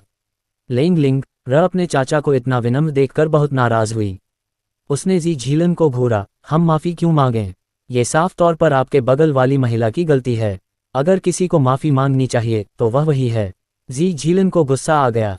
उसकी हमेशा की चाल जो हमेशा काम करती थी, क्या इस व्यक्ति पर इसका कोई असर नहीं हुआ? जिन लोगों को वह धमकाती थी वे ऐसा प्रदर्शन देखकर बुरी तरह डर गए होंगे। उसने तुरंत शाप दिया, कुतिया, इस भोज में इस तरह के कपड़े पहनना तुम्हारी गलती है, और अब तुम अभी भी बहस कर रही हो। सुरक्षा, इसे यहाँ से निकालो। उसके शब्द निकलते ही जी परिवार के कई अंगरक्षक वहां आए और लेंग लिंग एयर के पास पहुंचे। युवा मिस, कृपया हमारे साथ आइए। भोज हॉल के एक कोने में काले कपड़े पहने दो आकृतियां वहां खड़ी थीं, जो काली धुंध की परत में लिपटी हुई थीं। ऐसा लग रहा था कि दोनों रात के साथ विलीन हो गई हैं, और हर कोई चमत्कारिक रूप से और स्वचालित रूप से बाईपास हो गया और इस क्षेत्र से दूर रहा। मेइजू ने भोज के दृश्य को देखा और झिझकते हुए अपने बगल वाले व्यक्ति से कहा, जो काले कपड़े पहने था और काली घूंघट वाली टोपी पहने था, मास्टर, क्या मुझे उद्धरण चिन्ह? कोई जरूरत नहीं है, लेन किंग कियू ने उदासीनता से कहा। वह वास्तव में अपनी बहन के साथ क्या हो सकता है, इसके प्रति उदासीन लग रही थी। हालांकि वह वास्तविक दृश्य नहीं देख सकती थी, अपनी आंखों की शक्ति के माध्यम से वह सभी के जीवन का सार देख सकती थी। लिंगर, चिंता मत करो, आज रात के बाद जी झीलन निश्चित रूप से मर जाएगी। मेइजू ने सिर हिलाया और साथ ही उसने उपस्थित सभी को नीचे खड़े होने का संदेश भेजा। लेंग लिंगर की तरफ, युवा मिस जी, हमें यान जिंग समूह ने यहाँ आने के लिए आमंत्रित किया है, आप ऐसा नहीं कर सकती। लेंग जिंगोन ने देखा कि लेंग लिंगर को जी परिवार के अंगरक्षकों ने पकड़ रखा है, जो उसे बाहर ले जाने की कोशिश कर रहे थे, और वह जल्दी से चिल्लाया। जी झीलन ने केवल उपहास किया, अब आप जिस तरह से हैं, निश्चित रूप से आप अंदर आने के योग्य नहीं हैं। शायद यान जिंग समूह ने एक अतिरिक्त निमंत्रण भेजा है। ये सही है, जी झीलन को बस लेंग परिवार नापसंद था, या यूं कहें, जब वह छोटी थी तो उसके परिवार ने हमेशा उसे यह सिखाया कि वह लेंग किंग कियू से कमतर है। तुम लेंग किंग कियू जितनी अच्छी नहीं हो, तुम लेंग किंग कियू जितनी सुंदर नहीं हो, तुम लेंग किंग कियू जितनी प्रतिभाशाली नहीं हो। लेंग किंग कियू ने तुमसे सब कुछ बेहतर किया। मुझे जाने दो, अगर तुम में हिम्मत है तो मुझे जाने दो, मैं अपनी बहन को जाने दूंगी। लेंग लिंगर ने संघर्ष किया, बस अपने बहनोई का नाम लाने ही वाली थी, लेकिन तभी लेंग जिंगन की पहले की चेतावनी उसके दिमाग में कौंध गई। उसने उसे चंदू का नाम इस्तेमाल न करने के लिए कहा था, अन्यथा लोग उसे नीची नज़र से देखेंगे। एक पल के लिए लेंग लिंगर की आंखें धुंधली हो गईं और उसने जो शब्द कहने वाली थी उन्हें रोक दिया, और जी जिलान ने एक कीवर्ड ट्रिगर कर दिया। उसने बनावटी मुस्कान के साथ पूछा, तुम्हारी बहन? लेंग किंग कियू, ओह ठीक है, उसी की बात करते हुए, तुम्हारी बहन यहाँ क्यों नहीं है? अरे अरे, मैं तुम्हारी बहन को परेशान कर रही हूँ टिल्ड टिल्ड। वह चारों ओर चिल्लाई, फिर मजाकिया लहजे में लेंग लिंगर से कहा, मुझे माफ करना, मैं भूल गई थी कि तुम्हारी बहन लंबे समय से अंधी है। इस बिंदु पर उसकी वर्षों की नाराजगी अब और नहीं रुक सकी और वह लेंग लिंगर पर गुस्से से दहाड़ी, वह लंबे समय से अंधी है। क्या आप समझते हैं कि उसकी आंखें अंधी हैं? आपका लेंग परिवार लंबे समय से एक ऐसा परिवार है जो केवल नाम में ही मौजूद है। उन्होंने उस समय लेंग किंग कियू को क्यों नहीं मार दिया? जी झीलन बड़े संतोष के साथ चिल्लाए, भोज हॉल में धीरे धीरे अजीब माहौल को देखे बिना। इसके बजाय वह उसके सामने लेंग लिंगर को ताना मारती रही। लेंग लिंगर ने अपने होंठ जोर से काटे, वह आंसुओं के कगार पर थी, लेकिन उसकी आंखें बेहद जिद्दी थीं। कमीनी, चुप रह, बस चुप रह। लेंग लिंगर उसे पकड़े हुए अंगरक्षकों से आज़ाद होना चाहती थी। वह जी जिलान के चेहरे पर जोर से मारना चाहती थी। लेंग जिंगन अब खुद को रोक नहीं सका। उसने अपनी मुट्ठी घुमाई और झपटा, ज्यादा दूर मत जाओ। हालांकि उसे सीधे रोक दिया गया और जी जिलान के अंगरक्षकों ने जमीन पर पटक दिया। धिक्कार है, लेंग जिंगन को बस अपनी नाकाबिलियत से नफरत थी। वह अपनी दो भतीजियों में बड़ा था, फिर भी वह कितना बेकार था। जी जिलान ने व्यंग्य किया, फिर लेंग लिंगर की ओर देखा, मुझे इस तरह नजरों से मत देखो कुतिया। ओह ठीक है, चलो मैं तुम्हें सबक सिखाती हूँ। जी जिलान ने अपना हाथ उठाया, अगर मैं तुम्हारे चेहरे पर मारूंगी तो बहुत दर्द होगा, या शायद अपनी बहन की तरह तुम अंधी हो जाओ और पूरी जिंदगी घर में बेकार पड़ी रहो। बैंक्वेट हॉल के अंदर बाई क्योनगलन के आमतौर पर भावहीन चेहरे ने कुछ नोटिस किया। उसकी आंखें चौड़ी हो गईं। लिंग, रजी। बाई क्योनगलन सहज रूप से लेंग लिंग र की ओर बढ़ी। बाई जून, जो बातचीत कर रही थी, क्षण भर के लिए स्तब्ध रह गई। अरे, वह उसके पीछे भागा। दूसरी तरफ बाय यंग मिस बाइलियन, तुम्हें क्या हुआ है? भीड़ से घिरा बाइलियन, जो अभी तक मुस्कुरा रहा था, अब जी झीलन को गौर से देख रहा था। अरे मूर्ख, मैं तुम्हें सलाह देता हूं कि मुझे रोको, अन्यथा मुझे डर है कि मैं उस कुतिया के पास जाकर उसे मारने से खुद को नहीं रोक पाऊंगा। उसके बगल में अंगरक्षक एक पल के लिए चुप हो गया। उसका हाथ धीरे धीरे फूल गया और उसने गहरी आवाज में कहा, तुम यहीं रहो, मैं जाकर उसे मार दूंगा। खाने की गाड़ी से सावधान रहें, खाने की गाड़ी से सावधान रहें। कुछ वेटरों ने खाने की गाड़ियां जी झीलन की दिशा में धकेल दीं।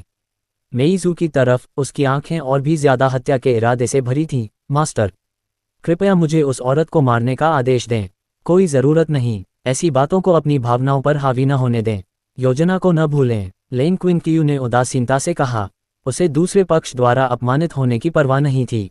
लेकिन मेइज़ू कुछ और कहना चाहती थी, लेकिन उसकी नज़र किसी चीज़ पर पड़ गई।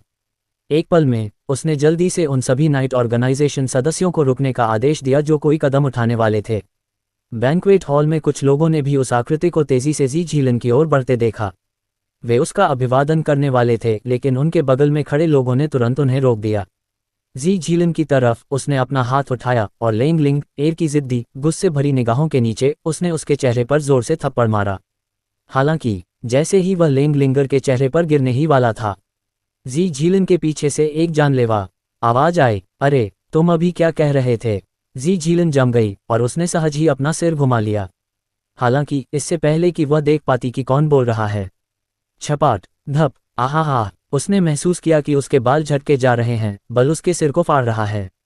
तुरंत बाद दुर्घटना, आहा, उसे उस व्यक्ति ने उठा लिया और भोजन से लदी बुफे मेज पर पटक दिया, जैसे किसी हथौड़े को औजार की तरह इस्तेमाल किया जा रहा हो।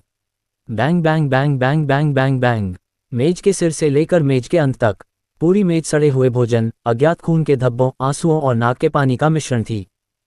चंदू की आंखों में कोई भावना नहीं थी और उसकी आवाज ठंडी और गंभीर थी, तुम अभी क्या कह रहे थे?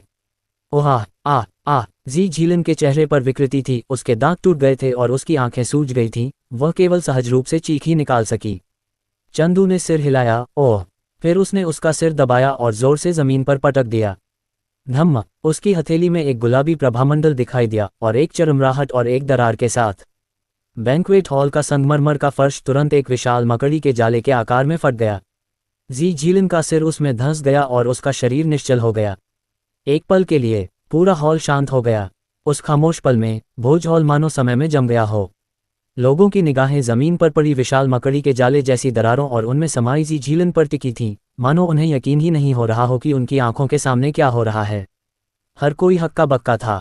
रुको, क्या हुआ? क्या जी झीलन लेंग लिंगर के सामने खड़ी होकर इतनी बड़ी और ताकतवर होने का नाटक नहीं कर रही थी? पलक झपकते ही वह जमीन में कैसे समा गई? और क्या जमीन में ये दरारें इंसान के बस की बात हैं? नहीं नहीं नहीं नहीं, ऐसा होना चाहिए। गुदाशाओ इतने गुस्से में क्यों हैं? जी झीलन श्रीलेखा को डांट नहीं रहा था, तो वह गुस्से में क्यों है? शुरू में सभी ने सोचा था कि चंदू सिर्फ श्रीलेखा का नौकर है, लेकिन अब ऐसा लगता है कि वह काफी दुर्जय है। चंदू शुरू में बस एक सामान्य भोज में खुशी खुशी शामिल होना चाहता था। हो सके तो वह नायक जियाओलिन को नीचा दिखाते और उकसाते हुए देखना चाहता था, ताकि बाद में उन पर पलटवार हो। लेकिन जियाओलिन तो ठीक था, फिर भी लेंग लिंगर मुसीबत में कैसे पड़ गई? लाचार वह वहां चला गया। शुरू में तो उसने सोचा कि जी झीलन को लेंग लिंगर से माफी मांग लेने के बाद ही बात बनेगी। आखिरकार जी परिवार और गो परिवार का भी तो सहयोग था, वे लगातार मिलते रहते थे। कौन जानता था कि सिर्फ 2 कदम चलने के बाद जी झीलन ने कुछ और शब्द कहे जिससे वह तुरंत अपना आपा खो बैठा। उसने संगमरमर के फर्श में धंसी जी झीलन की ओर देखा और चुप हो गया।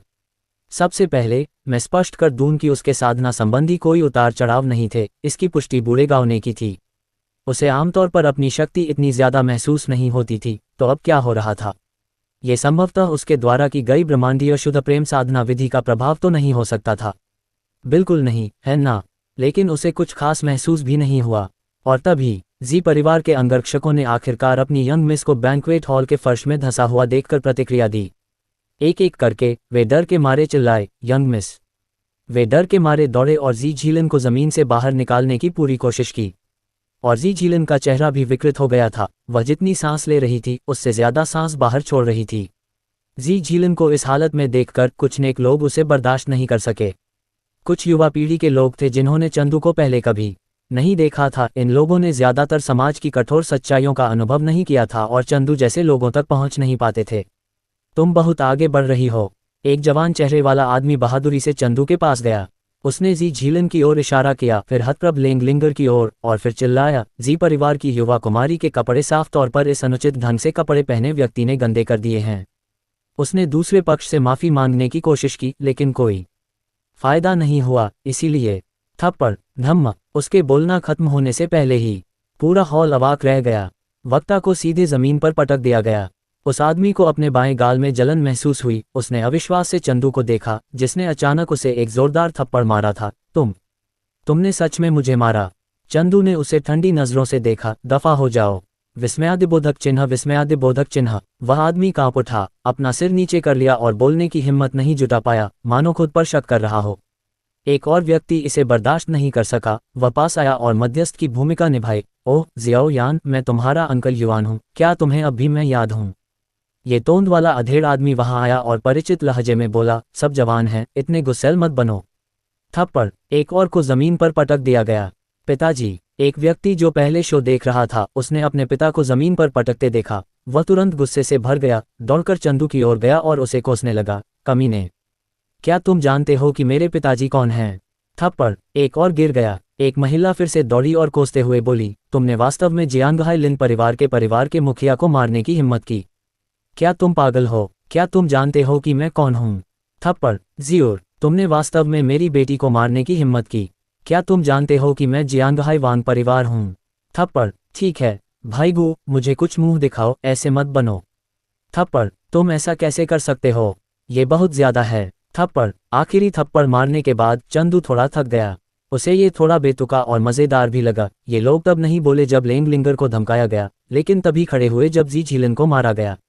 उन्होंने उसे नैतिक रूप से ब्लैकमेल करने की भी कोशिश की, वे मार खाने के ही लायक थे। प्रश्नवाचक चिन्ह, विस्मयादिबोधक चिन्ह। गू दाशाओ, इतना क्रूर। वहां मौजूद हर किसी के गालों पर एक चुभन सी महसूस हुई। वे अविश्वसनीय रूप से चंदू को देख रहे थे, जो बार बार लोगों को जोरदार थप्पड़ मार रहा था। वे सब चुप हो गए, यह महसूस करते हुए कि आज की घटनाएं वाकई बहुत बेतुकी थीं। चंदू, ये युवा पीढ़ी वास्तव में इतने लोगों को मारती है, और उनमें से ज्यादातर जियांगहाई शहर के प्रमुख व्यक्ति थे। ठीक है, सब शांत हो जाओ। इस क्षण एक तेज आवाज आई। सबने देखा, तभी उसने देखा कि एक औरत बैंगनी रंग का शाम का गाउन पहने, नाइट एल्फ जैसे चिकने काले बालों के साथ चली आ रही है। वह चंदू की ओर चली गई, बड़ी दिलचस्पी से दिशा निर्देश दिया। यान परिवार की युवा मिस यान किंग, क्या वह मनोरंजन के क्षेत्र में अपना करियर नहीं बना रही है? उसके पास यहाँ आने का समय ही क्यों है? हे, यान परिवार गो परिवार के बराबर का एक शीर्ष परिवार है। यान परिवार की युवा मिस के बोलने के बाद चंदू एक और कदम उठाने की हिम्मत नहीं करेगा। ये सही है, ये तमाशा आखिरकार खत्म हो सकता है। यान किंग भावशून्य चंदू के सामने शान से चली गई।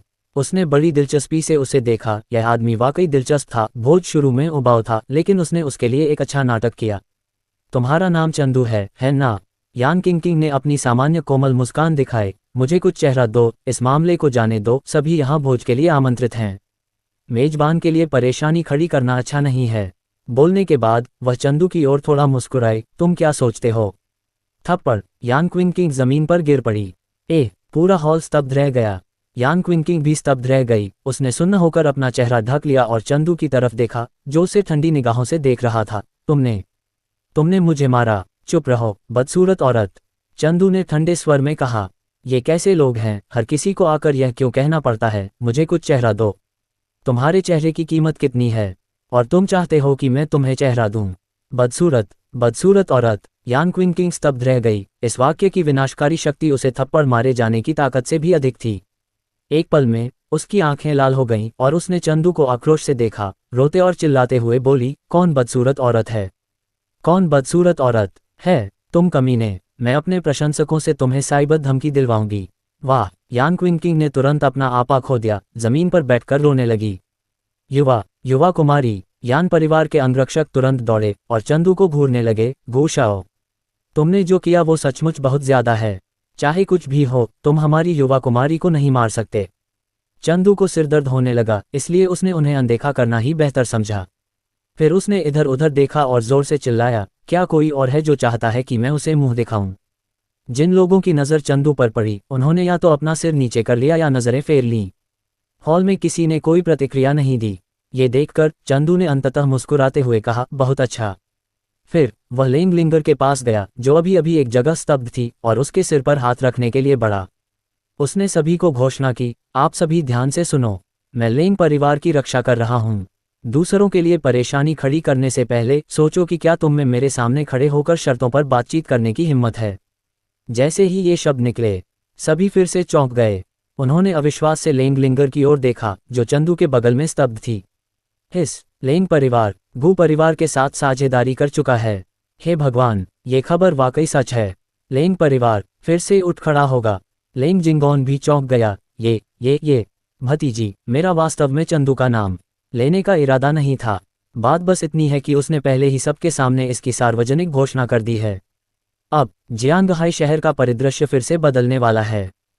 उसने यान परिवार की एक युवती पर नजर डाली जो जमीन पर बैठी थी, उठने को तैयार नहीं थी और रो रही थी।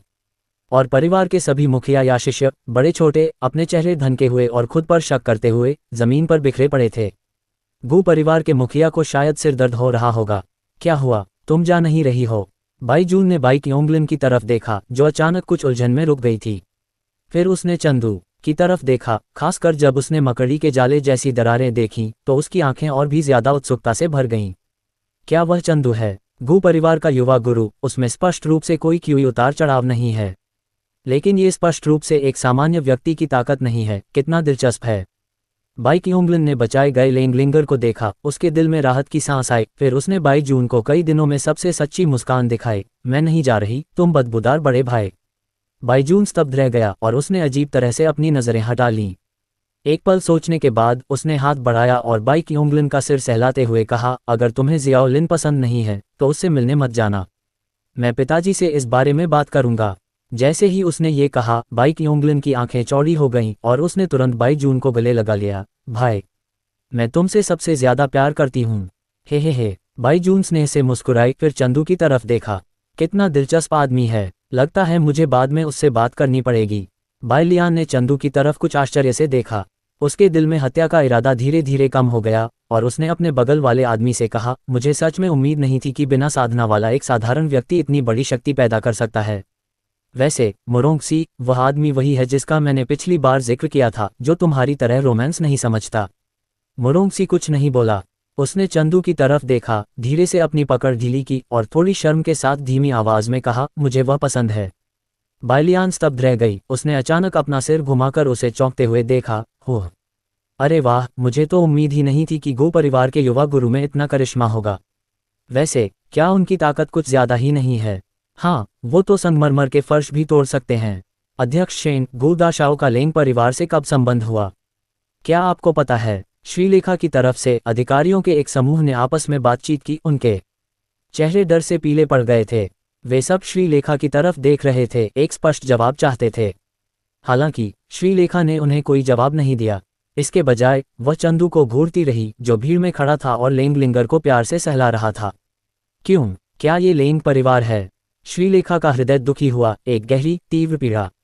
जब उसने लेंगलिंगर को देखा तो उसने उसे पहले ही पहचान लिया था। वह केटीवी वाली वही लड़की थी। उसने कभी उम्मीद नहीं की थी कि वह लेंग परिवार की दूसरी यंग मिस होगी। इसे चंदू ने उससे शादी करने की बात से जोड़ें, जब उसने पहले उससे पूरी तरह से संबंध तोड़ लिया था। तो जिसे चंदू पसंद करता है वह लेंगलिंगर है। वह छोटी लड़की। श्रीलेखा को हार का एहसास हुआ। जिसे चंदू पसंद करता है, क्या वह लेंगलिंगर है? नहीं। श्रीलेखा की पुतलियां अचानक सिकुड़ गईं और शैंपेन पकड़े हुए हाथ कांपने लगे। नहीं नहीं नहीं। श्रीलेखा को कुछ याद आया। केटीवी से पहले लेंगलिंगर ने चंदू को जीजाजी कहा था। जीजाजी, लेंगलिंगर की बड़ी बहन। लेंग किंगक्यू। श्रीलेखा को लगा कि उसकी सांसें लगभग रुक गई हैं। उसकी निगाह चंदू, लेंग किंगक्यू पर टिकी थी। क्या लेंग किंगक्यू उसकी मंगेतर है? नहीं, असंभव, मुझे विश्वास नहीं हो रहा। लेंग किंगक्यू पहले से ही ऐसा हो चुका है। वह उसे कैसे पसंद कर सकता है? वह कैसे कर सकता है? असंभव, बिल्कुल असंभव। अगर चंदू उससे शादी करता है तो क्या? इन सभी वर्षों में डेटिंग न करने पर मेरे जोर देने का क्या मतलब है? श्रीलेखा का चेहरा पीला पड़ गया था। वह इस वास्तविकता को स्वीकार नहीं कर सकती थी। इस क्षण, वानर, क्या तुम ठीक हो? जियोलिन ने श्रीलेखा की असामान्यता को देखा। वह आगे बढ़ा और श्रीलेखा को सहारा दिया, जो अपने पैरों पर अस्थिर थी। मैं ठीक हूँ। श्रीलेखा ने जियोलिन की चिंता महसूस की और उसने मुस्कुराने की कोशिश की। नहीं, मुझे आज रात एक व्यापारिक साझेदार ढूंढना होगा। दूसरे कोने में मेइजू ने अपना सिर नीचे कर लिया। उसकी अभिव्यक्ति कुछ असहज थी, क्योंकि उसने महसूस किया कि उसके गुरु उसके बगल में लगातार असामान्य भावनाएं उभर रही थीं। ये बहुत बुरा है। हालांकि वह जानती थी कि चंदू ने अपनी ताकत छिपा रखी है, उसने यह उम्मीद नहीं की थी कि वह भोज में इसका प्रदर्शन करेगा। फिर भी वह अभी भी उसमें किसी भी कोई उतार चढ़ाव को महसूस नहीं कर सकी। ऐसा क्यों? बेशक, सबसे महत्वपूर्ण बात यह है कि उसने चुपके से अपने बगल में लेंग किंगक्यू को देखा। क्या गुरु को पहले से ही चंदू पर शक है? वरना उसकी भावनाएं इतनी भयानक क्यों हैं? लेन किंग कियू की तरफ। वह पूरी तरह कांपने लगी, अपने दांतों को कसकर काटने लगी, अपने नाखूनों को अपनी हथेली में गड़ाने लगी। उसे जोर से हंसने से रोकने के लिए उसने वास्तव में ऐसी बातें कही थी जैसे कि लेंग परिवार उसके संरक्षण में है। क्या इसका मतलब यह नहीं है कि वह सभी को बता रहा है कि उनके लेंग परिवार और गो परिवार के बीच एक असामान्य रिश्ता है? वह घृणित आदमी, यह मेरी कई छिपी योजनाओं को बर्बाद कर देगा। वैसे उसे वास्तव में बहुत सारी लाइफ क्यों मिली? क्या यह इसलिए है क्योंकि जी झीलन ने लिंग एयर को धमकाया था? या शायद लेंग किंग क्यू ने अपने दिल में एक अवर्णनीय भावना महसूस की? क्या ऐसा इसलिए था क्योंकि दूसरे पक्ष ने मेरा उल्लेख किया था, इसलिए वह इतना गुस्से में था? ये बहुत भ्रामक है। मैं वास्तव में चंदू से बात करना चाहता हूँ और फिर उसे इतना दिखावटी होने के लिए डांटना चाहता हूँ। उसने बहुत से लोगों को उकसाया है, यहाँ तक कि गो परिवार को भी बहुत परेशानी होगी। कितना जिद्दी आदमी है। लेंग किंग क्यू के विचार उड़ गए।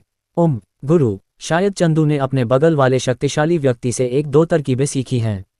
मेइजू ने देखा कि उसके गुरु कुछ दबा रहे हैं और उन्हें लगा कि वह चंदू को मार डालेगी, इसलिए वह जल्दी से उसे बचाने के लिए बोल पड़ी। एक दो तरकीबें? लेंग किंग क्यू दंग रह गया। अरे हाँ, क्या चंदू कोई साधारण व्यक्ति नहीं है? उसके पास इतनी ताकत कैसे हो सकती है? कितना बदमाश है वह, मुझसे सब कुछ छुपाता है। लेंग किंग क्यू एक पल के लिए चुप हो गया। इसकी जांच करो। ये सुनकर मेइजू ने राहत की सांस ली। हाँ चंदू, मैंने इस बार तुम्हारी जान बचाई। मेइजू ने मन ही मन सोचा।